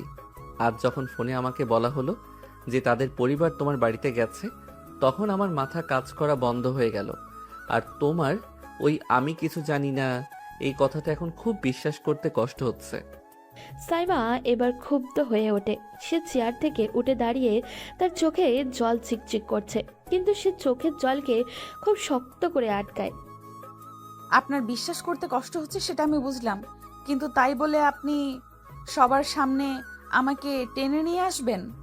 আপনার হাত ধরে আমার হাত ধরে অপমান করবেন? আমার কেবিনে আমাকে আটকে রেখে জেরা করবেন? এটা কি আপনার ঠিক কাজ? আপনি কি ভাবেন আমি নিজের জীবনের উপর এতটাই নিয়ন্ত্রণহীন যে কেউ আমার নামে প্রস্তাব পাঠালো আমি চুপ করে বসে থাকবো? আমি কি এমন মানুষ? আপনার কাছে কি কখনো তেমন মনে হয়েছে? অনেক এবার দমছাপা গলায় বলে। তুমি আমার। কথাটা শেষ করতে না পারে না, যেন গলার ভিতরে আটকে গেছে। সাইমা তাকিয়ে থাকে নিঃশব্দে অপেক্ষা করে। তুমি আমার কাছে গুরুত্বপূর্ণ, অতিরিক্ত গুরুত্বপূর্ণ। তাই যখন শুনলাম তুমি অন্য কারোর সাথে বিয়ে করতে যাচ্ছ, তখন মাথা ঠিক রাখতে পারিনি। মনে হলো সবকিছু হারিয়ে ফেলছি। আর যখন তোমাকে মিরাজের সামনে এমন হাসি খুশি দেখলাম, তখন নিজের উপরই ঘেন্না লাগছিল। সাইমার চোখের কোমলতা একটু নড়ে ওঠে, কিন্তু সে এখনো শক্ত থাকে। অনেক, আপনার অনুভূতি যদি সত্যি হয় তাহলে আপনি আমার কথা বিশ্বাস করতে পারবেন। আমি আপনাকে মিথ্যা বলছি না। আমি জানতাম না, কেউ আমাকে বলেনি, আজই প্রথম জানলাম। তবে এটা ঠিক, যদি এমন কোনো প্রস্তাব সত্যি হয়ে থাকে তাহলে সেটা আমার সম্মতি ছাড়া হয়েছে, আর আমি কখনোই নিজের জীবনের সিদ্ধান্ত অন্য কাউকে নিতে দেব না। অনেক ধীরে ধীরে মাথা নিচু করে, তার রাগ যেন ধীরে ধীরে গলে পানি হয়ে যাচ্ছে। একটা দীর্ঘ নীরবতা নেমে আসে। আপনি যদি সত্যি আমার সম্পর্কে কিছু জানতে চান তাহলে আমাকে জিজ্ঞাসা করুন, অন্য কারোর থেকে শুনে সিদ্ধান্ত টানবেন না। আমি কি করি কি ভাবি কোনো সিদ্ধান্ত নেব না, সেটা আমি আপনাকে বলবো যদি আপনি জানতে চান, কিন্তু এমন ভাবে আমাকে আঘাত করা এটা আর কখনো করবেন না প্লিজ। অনেক চোখ তুলে তাকায়, তার চোখে অনুশোচনা, ব্যথা এবং একটু লজ্জা। আমি ভুল করেছি, আমি স্বীকার করছি, কিন্তু তোমাকে হারানোর ভয়টা সেটা সামলাতে পারিনি। সাইমা একটু থেমে ধীরে বলে, আমি তো যাচ্ছি না অনিক, কেউ আমাকে কোথাও নিয়ে যাচ্ছে না। আর আপনি বা এখন এমন করছেন কেন? আমি কাকে বিয়ে করলাম কাকে করলাম না সেটা তো আপনার কিছু যায় আসার কথা না। আপনি তো অনেক আগেই আমাকে ছেড়ে দিয়েছেন। শুধু ছেড়ে দেননি, খুব বাজেভাবে প্রতারিত করে ছেড়ে দিয়েছেন। অনেকের চোখে এবার স্পষ্ট নরমতা আসে। কেবিনের বাইরে এখনো মিরাজ দরজায় কড়া নেড়েই যাচ্ছে, কিন্তু ভেতরে দুজনের নীরবতা অন্য কিছু বলছে। অনেক সাইমার বাহু দুটো আরো শক্ত করে ধরে, যেন নিচের কাঁপতে থাকা রাগ আর দুঃখ লুকাতে চেষ্টা করছে। সাইমা তার চোখের দিকে তাকিয়ে বুঝতে পারে ওর ভেতরের কিছু একটা ভেঙে যাচ্ছে, কিন্তু ঠিক কি ভেঙেছে তা ধরার উপায় নেই। তুমি সবসময় এমনটাই করো সাইমা, একটা কথা নিজের মতো ব্যাখ্যা করে নাও, তারপর সেই ব্যাখ্যার উপর দাঁড়িয়ে আমাকে দোষ দাও। আমি নাকি তোমাকে বাধ্য করেছি চলে যেতে? তুমি কি ভুলে গেছো যে রাতটার কথা? সেই রাতে তুমি কি বলেছিলে? কার ফোন এসেছিল? কেন তোমার চোখে সেই অদ্ভুত আতঙ্ক ছিল? অনেকের কণ্ঠে এমন রহস্য, এমন দাবি যেন সেও নিশ্চিন্ত না কোনো সত্যটা ঠিকমতো মনে আছে, তার কোনটা শুধু নিজের কল্পনা।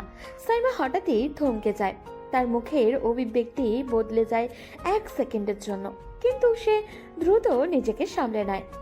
কোন রাতে? তুমি আসলে কোন ঘটনার কথা বলছো? আর কার ফোনের কথা বলছো? তুমি কি ভেবে নিয়েছো আমি কারোর সাথে? হ্যাঁ, এটাই ভাবো? তুমি কি আমাকে বিশ্বাসই করনি কখনো? অনেক গলা নামায়, খুব ধীরে বলে, আমি জানি না সাইমা, সত্যি জানি না। কারণ তোমার সেই রাতের নীরবতা, তোমার ব্যাগটা তাড়াহুড়ো করে গোছানো, আর সেই অজানা নম্বর থেকে আসা ফোন কল সবকিছুই আমাকে অন্য কিছু ভাবতে বাধ্য করেছিল। তুমি ব্যাখ্যা করার আগেই তুমি চলে গেলে হঠাৎ, একদম হঠাৎ করে। সাইমা চোখের রাগ, কষ্ট আর বিভ্রান্তি সব একসাথে জমে ওঠে। তুমি কি কখনো আমাকে জিজ্ঞাসা করেছিলে একবারও? তুমি শুধু নিজের মতো ভেবেছো আর সেটাকে সত্যি বানিয়েছো। তুমি কখনো জানতে চাওনি সেই রাতে আসলে কি হয়েছিল, কার ফোন ছিল, কেন আমি ভয় পেয়েছিলাম? তুমি শুধু নিজের সন্দেহেই ডুবে থাকলে। অনেক হেসে ফেলে, একটা ব্যথা ভরা কঠিন হাসি। আর তুমি কি আমাকে বলেছিলে? তুমি কি একবারও চেষ্টা করেছিলে আমাকে বোঝানোর? সেই ফোনটা কার ছিল সাইমা, বলো, এখন বলো, আমি শুনছি। সাইমা চুপ করে যায়, তার ঠোঁটও কাঁপে, কিন্তু শব্দ বের হয় না। কিছু বলতে গিয়ে সে থেমে যায়, যেন কিছু স্মৃতি তাকে আটকে দিচ্ছে। অনেক তার মুখটা খুঁজে খুঁজে দেখছে, যেন প্রতিটা অভিব্যক্তি পরে সত্যটা বের করতে চাইছে ও। দেখলে, আজও তুমি চুপ। এতদিন পরও তুমি সেই একটাই কাজটা করতে পারলে না, আমাকে সত্যিটা বলতে।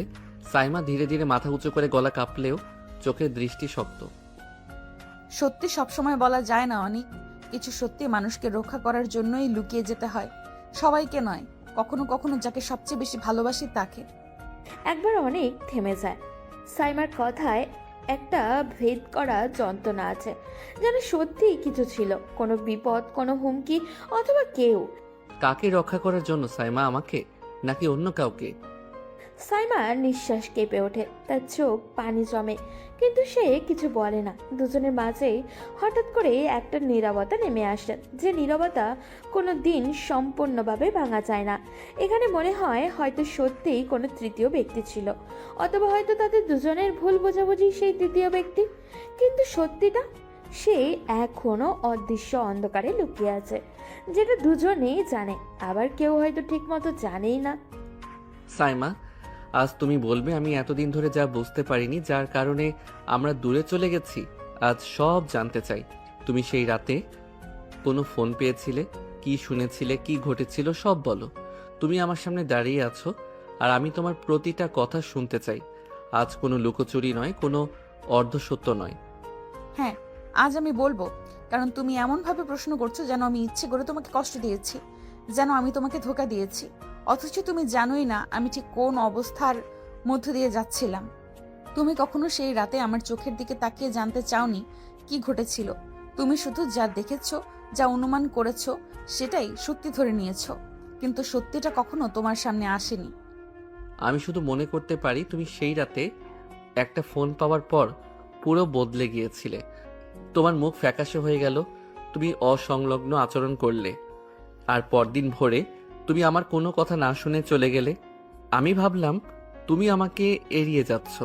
তখন যদি তুমি শুধু একটা কথা বলতে, কেন তুমি এমন হলে, কি ঘটলো, সব কিছু বদলে যেত। কিন্তু তুমি চুপচাপ চলে গেলে। ফোনটা ছিল মিরাজের। হ্যাঁ, সেই মিরাজ যাকে তুমি তোমার নিজের লোক মনে করতে, যার সঙ্গে তুমি সবকিছু শেয়ার করতে। সে রাত দুটোয় আমাকে ফোন করে বলল সে বিপদে আছে। প্রথমে আমি যেতে চাইনি, কারণ তোমার সঙ্গে দেখা করে তখনই ঘুমাতে গিয়েছিলাম। কিন্তু তারপর সে এমন একটা কথা বলল যা আমাকে জমাট বরফের মতো করে দিল। সে বলল যদি আমি এখনই না যাই তবে সে তোমার বিরুদ্ধে এমন কিছু করবে যা তোমার জীবন, তোমার ক্যারিয়ার সব ধ্বংস করে দিবে। মিরাজ তোমাকে এমন কথা বলবে? সে তোমাকে হঠাৎ করে এত রাতে ফোন করবে কেন, আর তোমাকে হুমকি দেবে কেন? কারণ সে আমাকে পছন্দ করতো অনেক অনেক দিন ধরে, কিন্তু কখনো পরিষ্কার করে বলেনি। ওর আচরণ মাঝে মাঝে অদ্ভুত মনে হতো, কিন্তু আমি কখনো ভেবেই দেখিনি এটা আসলে কি। আমি যখন তাকে বললাম আমি তোমাকে ভালোবাসি আর তোমার সাথেই থাকতে চাই, সে সেটা সহ্য করেনি। সেই রাতেই সে প্রথমবার নিজের মুখে স্বীকার করলো। তার চোখে এমন এক রাগ, এমন এক পাগলামি ছিল যে আমি ভয় পেয়ে গিয়েছিলাম। সে বলল আমি যদি তোমাকে না ছাড়ি তাহলে তোমাকে হারাতে হবে, সে তোমাকে নিজের হাতে ধ্বংস করে দেব। আর তুমি তখনই সিদ্ধান্ত নিলে আমাকে ছেড়ে যাওয়ার। তুমি আমাকে কিছু বলতে পারতে, আমি তোমার উপর রাগ করতাম না। তুমি যদি তখনই বলতে মিরাজ তোমাকে এমন হুমকি দিচ্ছে, আমি কখনোই তোমাকে সন্দেহ করতাম না। আমি বরং তোমার পাশে দাঁড়াতাম। না অনিক, তুমি শুনতে না, তুমি ভাবতে আমি বাড়িয়ে বলছি। আমি সেই সময় তোমাদের দুজনকে যতটা কাছে দেখতাম, আমি জানতাম তুমি একবারও বিশ্বাস করবে না মিরাজ এমন কিছু করতে পারে। আর যদি তুমি বিশ্বাস না করতে তাহলে আমাদের সম্পর্কটাই সন্দেহেই ভেঙে যেত। আমি চাইনি তোমার জীবনে, ক্যারিয়ারে, নিরাপত্তায় কোনো বিপদ আসুক। আমি ভেবেছিলাম তুমি দূরে থাকলে সে শান্ত হবে, সব ঠিক হয়ে যাবে, কিন্তু ভুল ছিল, সে থামেনি। আজও সে আমাকে ফোন করে, মেসেজ দেয়, হুমকি দেয়। যদি আমি আবার তোমার কাছে ফিরি তাহলে সে তোমাকে আঘাত করবে। তাহলে এতদিন ধরে তুমি একা এসব মুখোমুখি হচ্ছ? আমি ভাবছিলাম তুমি আমাকে ভুলে গেছো, আমাকে ভালোবাসো না, অন্য কারো দিকে মন দিয়েছো। আর তুমি নাকি আমাকে রক্ষা করতে গিয়ে আমাকে ছেড়ে দিলে। তুমি আমার সাথে লড়তে পারতে সাইমা, আমি তোমাকে রক্ষা করতে পারতাম। তুমি কেন আমাকে সেই সুযোগ দিলে না? কারণ তোমাকে হারানোর ভয়টাই ছিল সবচেয়ে বড় ভয়। আমি যদি তোমাকে বলতাম আর তুমি বিশ্বাস না করতে তাহলে আমাদের সম্পর্ক তাতেই শেষ হয়ে যেত। আর যদি সে তোমার কোনো ক্ষতি করত, আমি সেটা কোনোভাবেই সহ্য করতে পারতাম না। তাই আমি দূরে সরে যাই, ভাবতাম এটাই নিরাপদ। কিন্তু আমি জানতাম না যে তুমি কতটা অসুস্থ হয়ে পড়েছো। এবার আর তুমি একা নাও। এখন থেকে সব আমি সামলাবো। এখন থেকে সব আমি সামলাবো। মীরা যতই ক্ষমতাবান হোক, যত সংযোগ থাকুক, এবার আমি তার মুখোমুখি হব। তুমি আমার পাশে থাকবে আর আমি তোমাকে রক্ষা করব। সত্য লুকিয়ে রাখা শেষ, এখন সময় সত্যের বিরুদ্ধে দাঁড়ানোর। অনেক তাকে অবহেলা করো না, সে এখন আগের মতো নেই। সে যা করতে পারে তুমি কল্পনাও করতে পারবে না। আমি চাই না তোমার কোনো ক্ষতি হোক। তোমাকে হারানোর থেকেও বড় কোনো ভয় আমার নেই, আর তোমাকে রক্ষা করতে হলে আমি শেষ পর্যন্ত যাব। সাইমা কিছুক্ষণ চুপ থাকে। দুজনের মধ্যে নীরবতা, উত্তেজনা, ভালোবাসা সব মিলিয়ে একটা নতুন অধ্যায় শুরু হতে থাকে। আজ সব শেষ, আজ সত্যটা সামনে আসবে। কথাটি বলে অনেক সাইমার কেবিনের দরজা খুলে বাইরে বেরিয়ে এসে দেখে মিরাজ এখনো সেখানেই দাঁড়িয়ে আছে। অনিক, তুমি একা কেন? সাইমা কোথায়? তোমার এত বড় সাহস, তুমি এতক্ষণ ধরে সাইমাকে নিয়ে রুম লক করে রেখেছিলেন?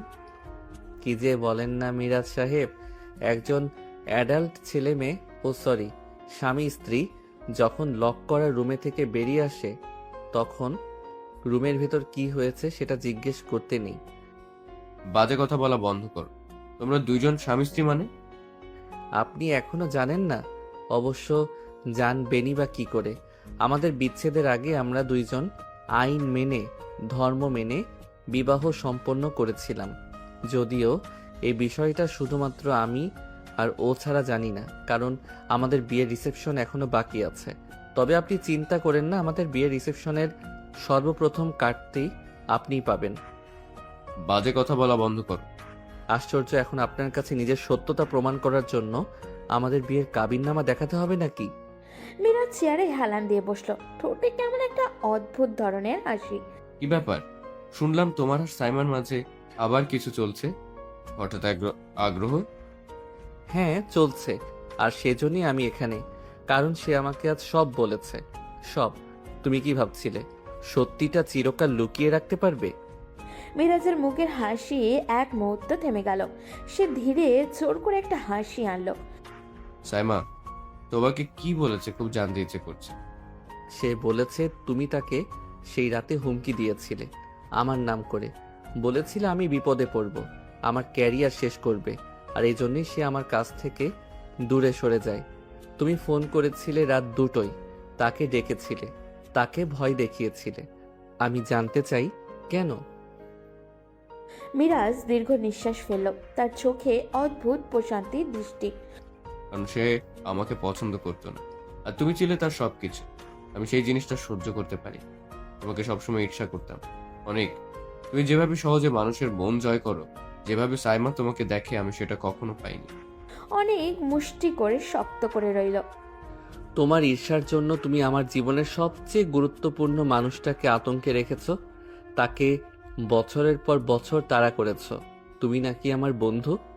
মিরাজ এবার দাঁড়িয়ে গেল, তার চোখে এমন শীতল দৃষ্টি যা আগে অনেক কখনো দেখেনি। বন্ধুত্ব? সেই শব্দটা তো কেবল তোমাদের মতো দুর্বল লোকদের জন্য। আমি কারোর সাথে বন্ধুত্ব করি যখন তার সাথে থেকে ভয় পাই। আর তুমি আমার পথে এসে দাঁড়িয়েছিলে সরাসরি বাধা হয়ে। সাইমাকে আমি বহুদিন ধরেই চাইতাম, কিন্তু সে আমাকে পাত্তা দিত না। তুমি তার জীবনে আসার পর সে আরো দূরে চলে গেল। তখন বুঝলাম তাকে পাওয়ার একটাই উপায়, তোমাকে তার কাছ থেকে সরিয়ে ফেলা। অনেক এগিয়ে এলো, চোখে আগুন তার। তাহলে তুমি সাইমাকে জোর করেছো, তাকে হুমকি দিয়েছো, আর এখনো তাকে বিরক্ত করছো? মিরাজ ঠান্ডা একটা হাসি দিল।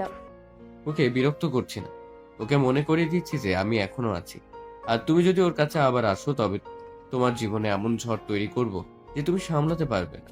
সাইমা সেটা জানে, তাই সে তোমার কাছে আসতে চাইছে না, কারণ সে জানে তোমার ক্ষতি হলে সেটাও সহ্য করতে পারবে না। অনেক এবার নিজেকে ধরে রাখতে পারল না। তুমি যতই ভয় দেখাও, যতই হুমকি দাও, আজ থেকে তোমার ক্ষমতা শেষ। তুমি সাইমার উপর থেকে তোমার ছায়া সরিয়ে নেবে। তুমি তাকে আর কখনো ফোন করবে না, মেসেজ করবে না, বিরক্ত করবে না। আর যদি করো, আমি তোমার বিরুদ্ধে এমন জায়গায় দাঁড়াবো যেখানে তোমার ক্ষমতা কোনোদিন পৌঁছাবে না। মিরাজ এবার রেগে চোখ লাল করে বলে উঠল। তুমি আমাকে থামাতে আসছো? তুমি তুমি জানো আমি কে, কি করতে পারি? তুমি জানো না আমার কত বড় সংযোগ আছে, কোথায় কোথায় আমার লোক আছে। তুমি যদি সাইমার কাছে ফিরে যাও, তুমি যদি ওর পাশে দাঁড়াও, তাহলে আমি শুধু তোমাকে না, তোমাদের দুজনকেই শেষ করে দেব। তোমরা একসাথে থাকতে পারবে ভাবছো? আমি সেটা হতে দেব না। এক মুহূর্তে কেবিনের ভিতরে হওয়া জমাট বাঁধা বরফের মতো হয়ে গেল। তুমি যদি ওকে ভালোবাসতে একটুও, তবে এমনটা বলতে না। তুমি তাকে চাওই না, তুমি তাকে নিজের দখলে রাখতে চাও। আর সেই কারণেই তুমি আজও একা। আর শোনো, সাইমা এখন আমার সাথে, আর এবার সে আমার কাছ থেকে দূরে যাবে না। মিরাজের চোখে পাগলামে ঝিলিক। এটা তোমার শেষ ভুল অনিক, এই সিদ্ধান্তের দাম তুমি দেবে। অনেক এক পা এগিয়ে এসে সরাসরি তার চোখের দিকে তাকিয়ে বলে। দাম আমি দেব না মিরাজ, এবার তুমি দেবে। কারণ সত্যিটা আমি জেনে গেছি। আর যেদিন তোমার আসল মুখটা সবার সামনে আনবো, তোমার অবস্থান, তোমার ক্ষমতা, তোমার মুখোশ সবকিছু ভেঙে পড়ে ধুলো হয়ে যাবে। মিরাজ কিছু বলতে যাচ্ছিল, কিন্তু তখনই অনেক পেছনে করে কেবিন থেকে বেরিয়ে গেল। পেছন থেকে মিরাজের গলা শুনতে পেল ও। অনিক, তুমি ফিরে এসেছো, কিন্তু এবার বেরোতে পারবে না। তুমি দেখবে কি হতে যাচ্ছে। অনেক থামলো না, তার চোখে একটাই সিদ্ধান্ত, সাইমাকে রক্ষা করতে হবে। আর তা যেভাবেই হোক অফিস থেকে বেরিয়ে আসার পর অনেক দ্রুত তার বাড়ির পথে রওনা দেয়। সেখানে পৌঁছে বাবা মাকে সঙ্গে নিয়ে সোজা সাইমার বাড়ির উদ্দেশ্যে রওনা দেয়। পথে ফোনে সাইমা ও তার বাবা মাকে বারবার কল করে জানায় যে তারা যেন তার বাড়িতে এসে অপেক্ষা করেন। হঠাৎই এমন আকস্মিক ডাকাডাকি শুনে সবাই চমকে যায়, কিন্তু কোনো প্রশ্ন না করেই সবাই তাদের নিজ নিজের বাড়ির দিকে ফিরে যায়। রাস্তায় অনেকের বাবা মা অনেকবার অনেককে জিজ্ঞাসা করেছে সে যে কোথায় যাচ্ছে, কিন্তু অনেক বরাবরের মতোই চুপ ছিল, কিচ্ছু বলেনি। তারপর অনেক সাইমাদের বাড়িতে এসে ড্রয়িং রুমে ঢুকতেই চোখ পড়ে সাইমা এবং তার বাবা মা তিনজনেই শান্তভাবে বসে আছেন। একটু সাহস জোগাতে অনেক তার বাবা মাকে টেনে নিয়ে ড্রয়িং রুমের সামনে দাঁড়ায়। তারপর সরাসরি সাইমার হাত ধরে বলল, বাবা মা, এ হলো Saima, Saima Khan, SK group of ইন্ডাস্ট্রিজের মালিক।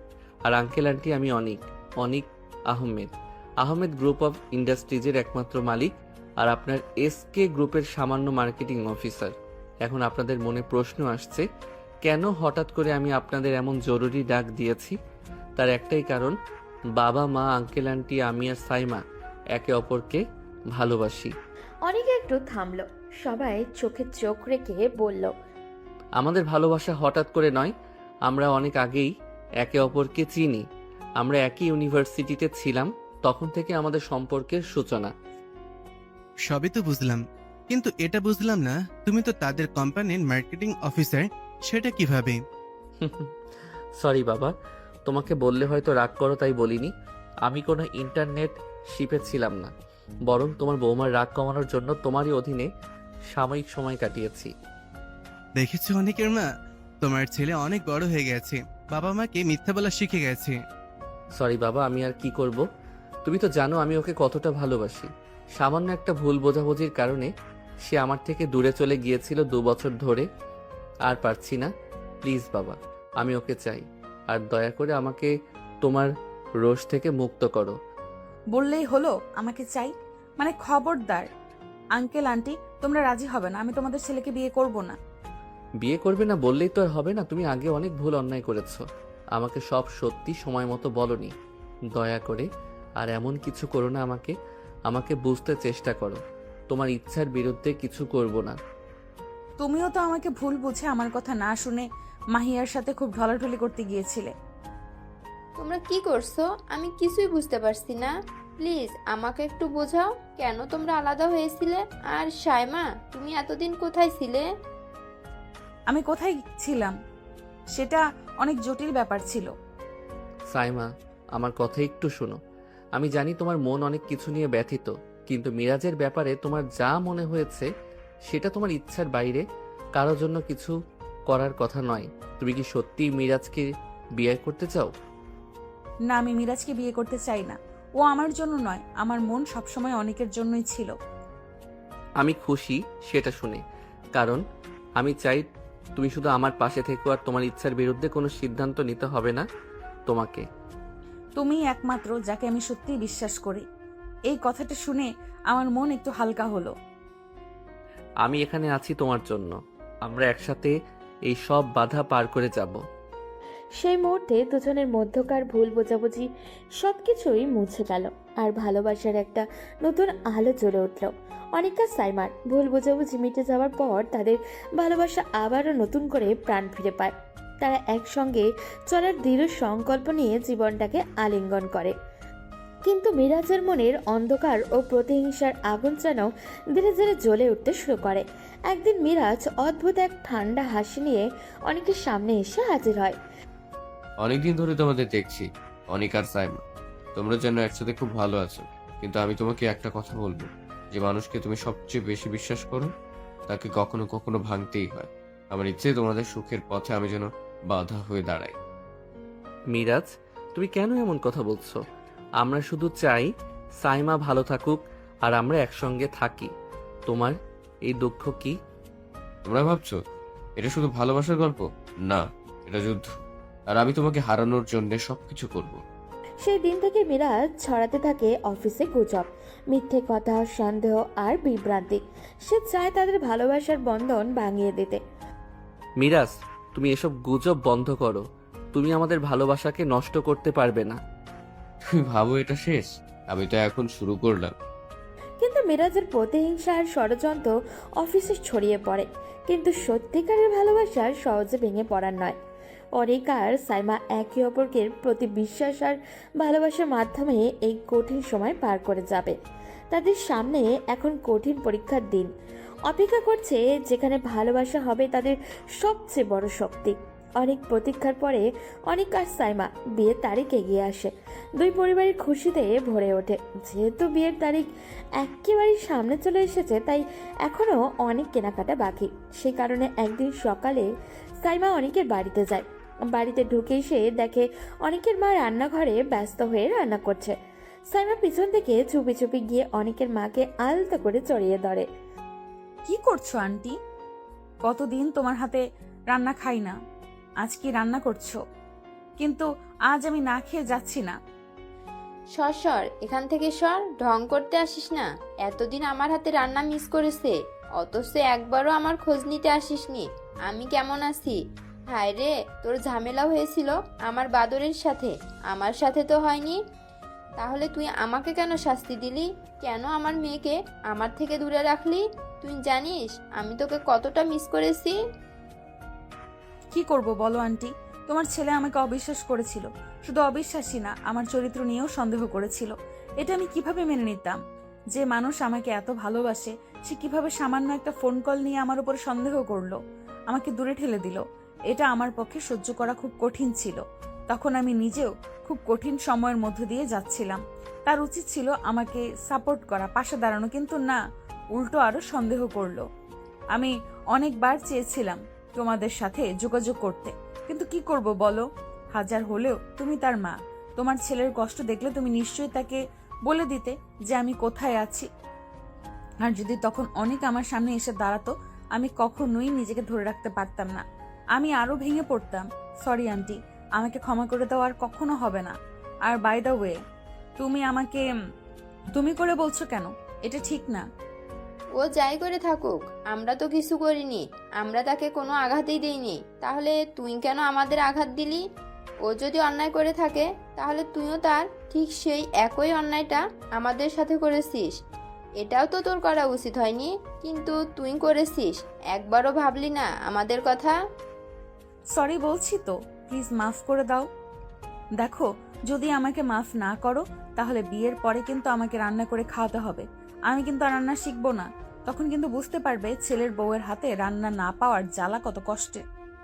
হয়েছে হয়েছে, আর বলতে হবে না।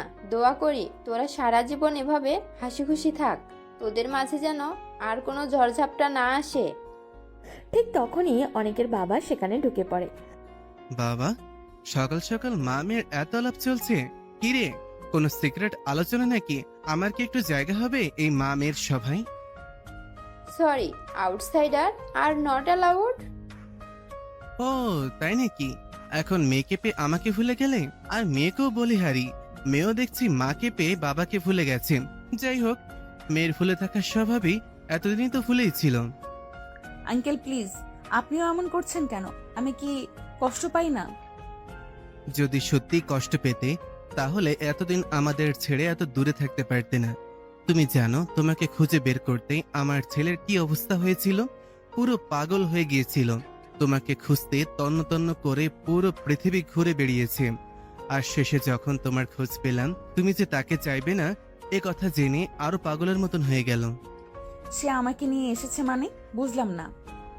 তোমার আর অনেকের ঝামেলা যেদিন হয়েছিল, সেদিন তুমি রাগ করে কিংবা অভিমান করে, যাই বলো, আমাদের কাছ থেকে দূরে যখন লুকিয়ে জাপানের টোকিওতে চলে গেলে, তখন তোমার দেবদাস পুরোপুরি ভেঙে পড়েছিল।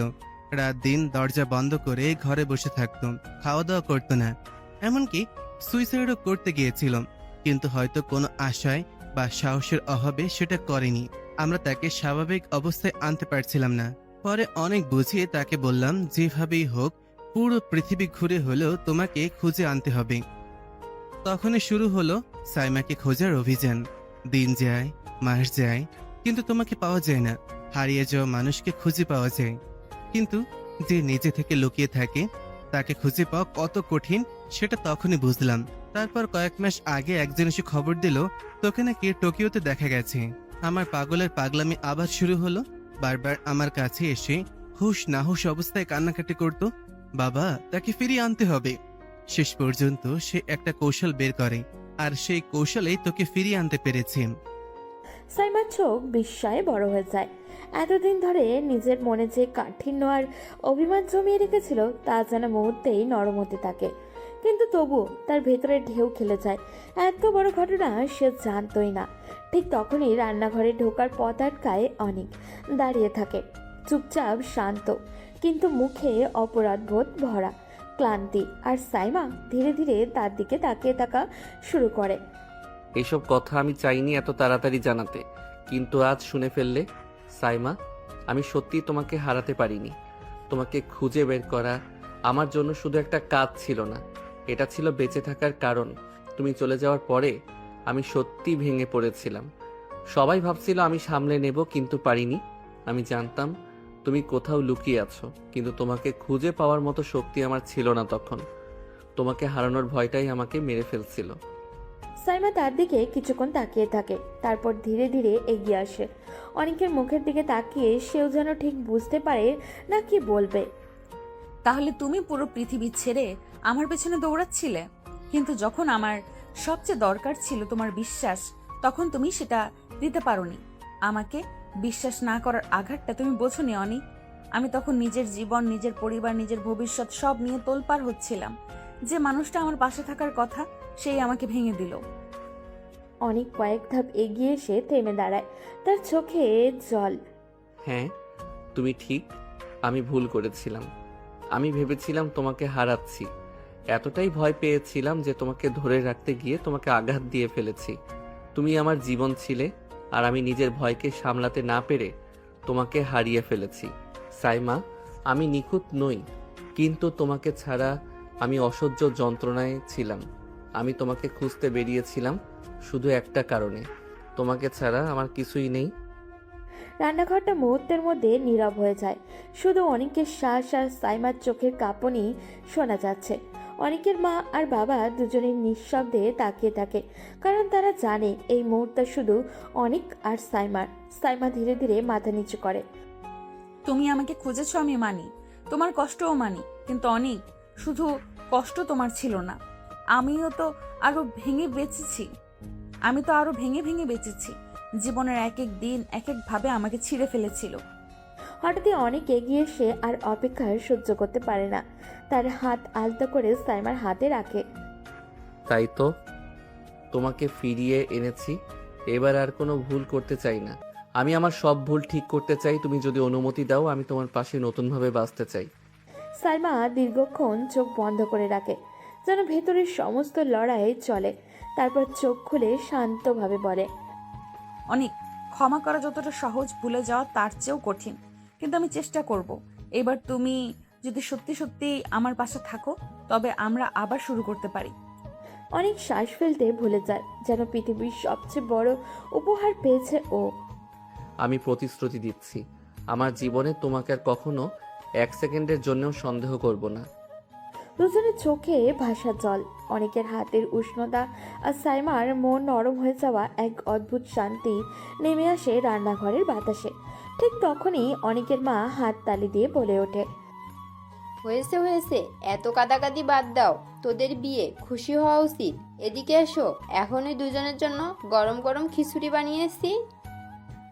সাইমা হেসে ফেলে আর অনেক তার চোখ থেকে জল মোছে। অনেকের বাবা পাশে দাঁড়িয়ে গর্বের হাসি দিয়ে বলে, এখন বুঝলাম আমার ছেলে শুধু বিয়েই করেছে না, তার জীবনটাও ফিরে পাচ্ছে। অনেকের পরিবারের সাথে সাইমার একটি আবেগী কিছু মুহূর্ত অতিবাহিত হবার পরে যখন সাইমা লক্ষ্য করে দেখলেও সবাই আবেগী হয়ে গিয়েছে, তখন পরিস্থিতি পরিবর্তন করার জন্য সাইমা বলে উঠল, আচ্ছা, আমি কি এখানে কান্নাকাটি করার জন্য এসেছি? বুঝলাম না, কি শুরু করেছেন আপনারা? সাইমার কথা শুনে সবাই আজ অবাক হয়ে সাইমার দিকে তাকায়।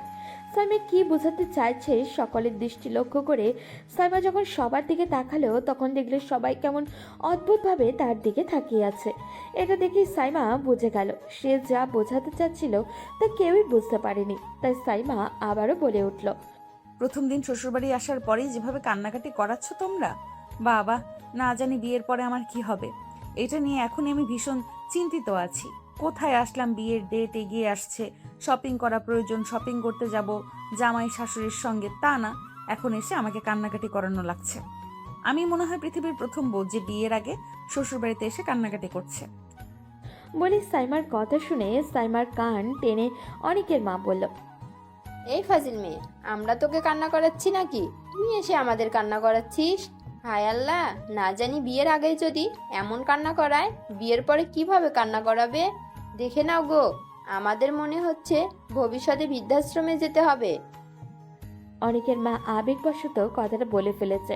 পরে যখন সাইমার মুখের দিকে তাকিয়ে দেখে সাইমা মুখ কালো করে দাঁড়িয়ে আছে, তখন অনেকের মা বাবা এবং অনেক বুঝতে পারে যে সাইমার মন খারাপ হয়েছে। তাই তারা সাইমার মন ভালো করার জন্য বলে উঠল, এই বাদর, আমার মেয়েটাকে নিয়ে এসে তুই এখানে দাঁড় করিয়ে রাখবি? ওকে তোর ঘরে নিয়ে যা, তাড়াতাড়ি রেডি হয়ে আয়, সবাই একসাথে শপিং করতে যাব। অনেকের বাবার কথা শুনে অনেক সাইমাকে নিয়ে নিজের ঘরের দিকে চলে যায়। পুরো রাস্তা আসার সময় সাইমা মন ভার করে রেখেছিল। অনেক যখন বুঝল যে সাইমা মন খারাপ করে রেখেছে, তখন সে কিছু একটা পরিকল্পনা করলো কিভাবে সাইমার মন তার মায়ের ভুলবশত কথার চিন্তা থেকে দূর করা যায়। কারণ অনেক খুব ভালো করে জানে তার মা সাইমাকে কষ্ট দেওয়ার জন্য কিছুই বলেনি। তাই সে বুদ্ধি করে আর সাইমাকে নিয়ে যখনই ঘরে প্রবেশ করলো, অমনি ঘরের দরজাটা বন্ধ করে দিল। হঠাৎই দরজা বন্ধের শব্দ শুনে সাইমা পিছনে ঘুরে দেখে অনেক ঘরের দরজা বন্ধ করে দুষ্টু হাসি দিচ্ছে। এটা দেখা মাত্রই সাইমার সন্দেহ হয় এবং সন্দেহে তার ভ্রু কুঁচকে যায়। সাইমা অনেককে ইশারা করে জিজ্ঞাসা করে সে দরজা বন্ধ কেন করলো। তখন অনেক আস্তে আস্তে সাইমার দিকে এগিয়ে আসে, যা দেখে সাইমার সন্দেহ আরও বেড়ে যায়। অনেক বারবার মুচকি মুচকি হাসছে আর সাইমার দিকে এগিয়ে যাচ্ছে। যত একটু করে এগোচ্ছে সাইমা তত এক পা করে পিছোচ্ছে। সাইমা পিছাতে পিছাতে হঠাৎ করে অনেকের বেডের সাথে হোঁচট খেয়ে পড়ে যায়। অনেকে বেডের উপরে উপর হয়ে থাকা সাইমার উপরে হালকা করে চোখে তাকে বলে, খালি আমার থেকে এত পালাই পালাই করো কিসের জন্য? আমি কি বাঘ নাকি ভাল্লুক যে তোমাকে খেয়ে ফেলবো? তাই বলে তুমি বারবার পালিয়ে যাও আমার থেকে? বাঘ ভাল্লুকের থেকেও ভয়ঙ্কর একজন তুমি, এই জন্যই তো তোমার থেকে বারবার পালিয়ে বেড়াই। কথাটি সাইমা বিড়বিড় করে বললেও অনেক বুঝতে পারে সাইমা কি বলছে। তখন সে সাইমার আরও কাছে ঝুঁকে গিয়ে বলে, আমি বাঘ ভাল্লুকের থেকেও ভয়ঙ্কর, তাই না? ঠিক আছে, তোমাকে দেখাচ্ছি আসল মজা। বাঘ ভাল্লুকের থেকেও ভয়ঙ্কর কি হতে পারে? কথাটা বলে অনেক যখনই সাইমার দিকে আরেকটু ঢুকে যায়, অমনি সাইমা ও ওঠার জন্য তড়িঘড়ি করতে গিয়েও সাইমার কপাল অনেকের নাকের সাথে হালকা ধাক্কা খায়, যার জন্য অনেক সামান্য ব্যথা পায়। অনেক ব্যথা পেতে দেখে সাইমা উদ্বিগ হয়ে বলে, এই সরি দেখো প্লিজ, আমি ফলো করিনি যে তোমার এভাবে লেগে যাবে। প্লিজ মাফ করে দাও আমাকে। মাফ করে দিতে পারি একটা শর্তে। তার আগে আমাকে ওষুধ দাও। তোমাকে ওষুধ দেব মানে? আমি কি ডাক্তার নাকি যে তোমাকে ওষুধ দেব? সাইমা আর কোনো কথা বলতে পারে না। তার আগেই অনেক নিজের ঠোঁট দিয়ে সাইমার ঠোঁটটা দখল করে নেয়। হঠাৎ আক্রমণে সাইমা কিছুই বুঝে উঠতে পারে না, কিন্তু যখনই বুঝতে পারে তখন সে নিজেকে ছাড়ানোর জন্য ছোটাছুটি করতে থাকে। অনেক যখন বুঝতে পারে সাইমা ছোটাছুটি করছে, তখন অনেক নিজের এক হাত দিয়ে সাইমার কোমর পেঁচিয়ে ধরে এবং অন্য হাতে সাইমার কাপড় ভেদ করে পেটে হালকা স্পর্শ করে। এমন অযাচিত স্পর্শে সাইমা পুরো নীরব হয়ে যায়, যেন তার মস্তিষ্ক কাজ করা বন্ধ করে দিয়েছে। তার পুরো শরীরটা যেন অদ্ভুত রকমের অবশ হয়ে যায়।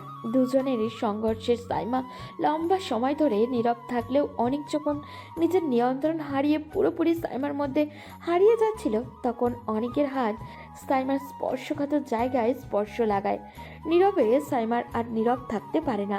তার নীরবতা ভাঙতে তাকে বাধ্য করে অনেক। একটা সময় পর সাইমাও অনেকের সাথে রেসপন্স করে। ঠিক সেই মুহূর্তে ঘর জুড়ে হালকা অস্বস্তি, দুজনের মধ্যে টুকটাক লজ্জা। হঠাৎই টক টক করে দরজায় অনেকের রুমের দরজায় জোরে করা পড়ল। অনেক আর সাইমা দুই দিকে ছিটকে উঠল, যেন কেন ধরা পড়ে না যাবার ভয় শরীর থেকে মাটির দিকে টেনে নিয়ে যাচ্ছিল। দুজনেই দ্রুত নিজেদের পোশাক ঠিকঠাক করছে। নিঃশ্বাস ঠিকও করছে আর চোখের দৃষ্টি স্বাভাবিক করতে ব্যস্ত। ঠিক তখনই অনেক এক নিঃশ্বাসে অদ্ভুত চরম অপ্রত্যাশিত একটা কথা বলে ফেলল। আচ্ছা জান, শোনো তো, শপিং তো পরে করলেও চলবে, কিন্তু যদি আমরা যদি মানে এখনই বিয়ে করে ফেলি, তাহলে কি সেটা খুব অন্যায় হয়ে যাবে? অনেকের কথাটা যেন এক মুহূর্ত ঘরের বাতাসকে থমকে দিল। সাইমার চোখ বড় বড় হয়ে গেল, মুখ হা হয়ে গেল। মনে হচ্ছিল যেন তার মাথার উপরে ছোটখাটো একটা বজ্রপাত নেমে এলো। সে অনেক কষ্টে বলা কথা খুঁজে পেল, শব্দ যেন আটকে যাচ্ছিল তার। কি এখনই বিয়ে? অনেক, তুমি কি পাগল নাকি? শপিং, ড্রেস, জুয়েলারি, সাজসজ্জা কিছুই তো ঠিক করা হয়নি। আর তাছাড়া এইভাবে হঠাৎ করে তুমি কি সিরিয়াসলি বললে? অনেক তার দিকে ধীরে ধীরে এগিয়ে এলো, তার চোখে স্থিরতা, কোনো সন্দেহই নেই, কোনো দোটানাও নেই। তার কণ্ঠে এমন শান্তি যেন সে বহুদিন ধরে এই কথাটাই বলতে চেয়েছিল। সাইমা, আমি খুব পরিষ্কার একটা জিনিস বুঝেছি। ড্রেস পরে হলেও হবে, শপিং পরে হলেও হবে, অনুষ্ঠান বড় হোক ছোট হোক তা নিয়ে আমার এতটা চিন্তা নেই। আমি শুধু একটা জিনিস চাই, তোমাকে তোমাকে আমার পাশে চাই, আজ, এখনই, এই মুহূর্তে। সে সাইমার হাত ধরল ধীরে যত্ন করে। জীবনটা কখন কি হয়ে যায় কেউ জানে না জান, তাই আমি বিলম্ব করতে চাই না। আমি তোমার সাথে আজীবন কাটাতে চাই। তুমি চাইলে আমি এখনই তোমার বাবা মার কাছে যেতে পারি, তুমি চাইলে আজকেই আমাদের একটা ছোট্ট অনুষ্ঠান করে ফেলি। শুধু বলো তুমি তুমি আমার সঙ্গে থাকতে চাও কি না? সাইমার চোখে হালকা জল এলো। এটা দুঃখের জল নয়, এটা আবেগে ভেসে যাওয়ার, ভালোবাসার উচ্ছ্বাসে ডুবে যাওয়া, নিজের মানুষটাকে তার কতটা চায় সেটা উপলব্ধি করার জল। সে আস্তে করে অনেকের বুকের উপরে মাথা রাখলো। অনেক, তুমি যে এভাবে বলবে আমি ভাবতেই পারিনি। হ্যাঁ, আমি শপিং চাই, সাজসজ্জা চাই, কিন্তু তার চেয়েও বেশি আমি চাই তুমি আমার পাশে থাকো। আমি চাই তোমার হাতটা আমার হাতেই থাকুক আজীবন। তাই হ্যাঁ অনেক, আমি রাজি। আজ হোক কাল হোক, যেদিন তুমি চাও আমি তোমাকে বিয়ে করতে রাজি। অনেক এক ঝটকায় সাইমাকে জড়িয়ে ধরল, তার কণ্ঠে আদম্য খুশি, চোখে উজ্জ্বলতা। সাইমা, তুমি জানো না তুমি আমাকে কত খুশি করে দিলে। তোমার সাথে থাকলে আমার সব কিছু সম্পূর্ণ লাগে। সেই সময়ে আবারও টকটক করে দরজায় কড়া পড়ল। দুজনে একটু হাসলো, এবার আর ভয় নয়, লজ্জাও নয়, শুধু খুশির হাসি। অনেক দরজা খুলতে বাইরে অনেকের মা বাবা দাঁড়িয়ে আছে। তারা তাদের মুখে এক অদ্ভুত হাসি, মনে হচ্ছিল তারা অনেকক্ষণ ধরেই সব কিছু জানে। মনে হয় তোমাদের দুজনের কথা একটু শুনে ফেলেছি। যদি সত্যি সত্যি বিয়ে করতে চাও তাহলে বলো, আজই নাকি কাল? সাইমা লজ্জায় মাথা নামিয়ে ফেলে। অনেক তার হাতটা আবারও ধরে বলল, আজই আজ আমাদের গল্পটা নতুন করে শুরু হবে। সবার চোখের হাসি, সবার মুখের আনন্দ, সবার মনে দুশ্চিন্তা নেই, শুধু ভালোবাসা। সেদিন সন্ধ্যায় ছোট্ট করে আয়োজন হলো। সোনার উপর গয়না নয়, বড় সাজসজ্জাও নয়, কিন্তু সাইমা ছিল পৃথিবীর সবচেয়ে সুন্দর কনে, আর অনেক ছিল পৃথিবীর সবচেয়ে সুখী বর। দুজনের হাত এক হলো, একটা নতুন জীবনে শুরু হলো। সব ভুল বোঝাবুঝি, সব ভয়, সব দুঃখ পেছনে ফেলে অনেক আর সাইমা দুজন দুজনের হাত ধরে শুরু করলো তাদের আজ জীবনের যাত্রা।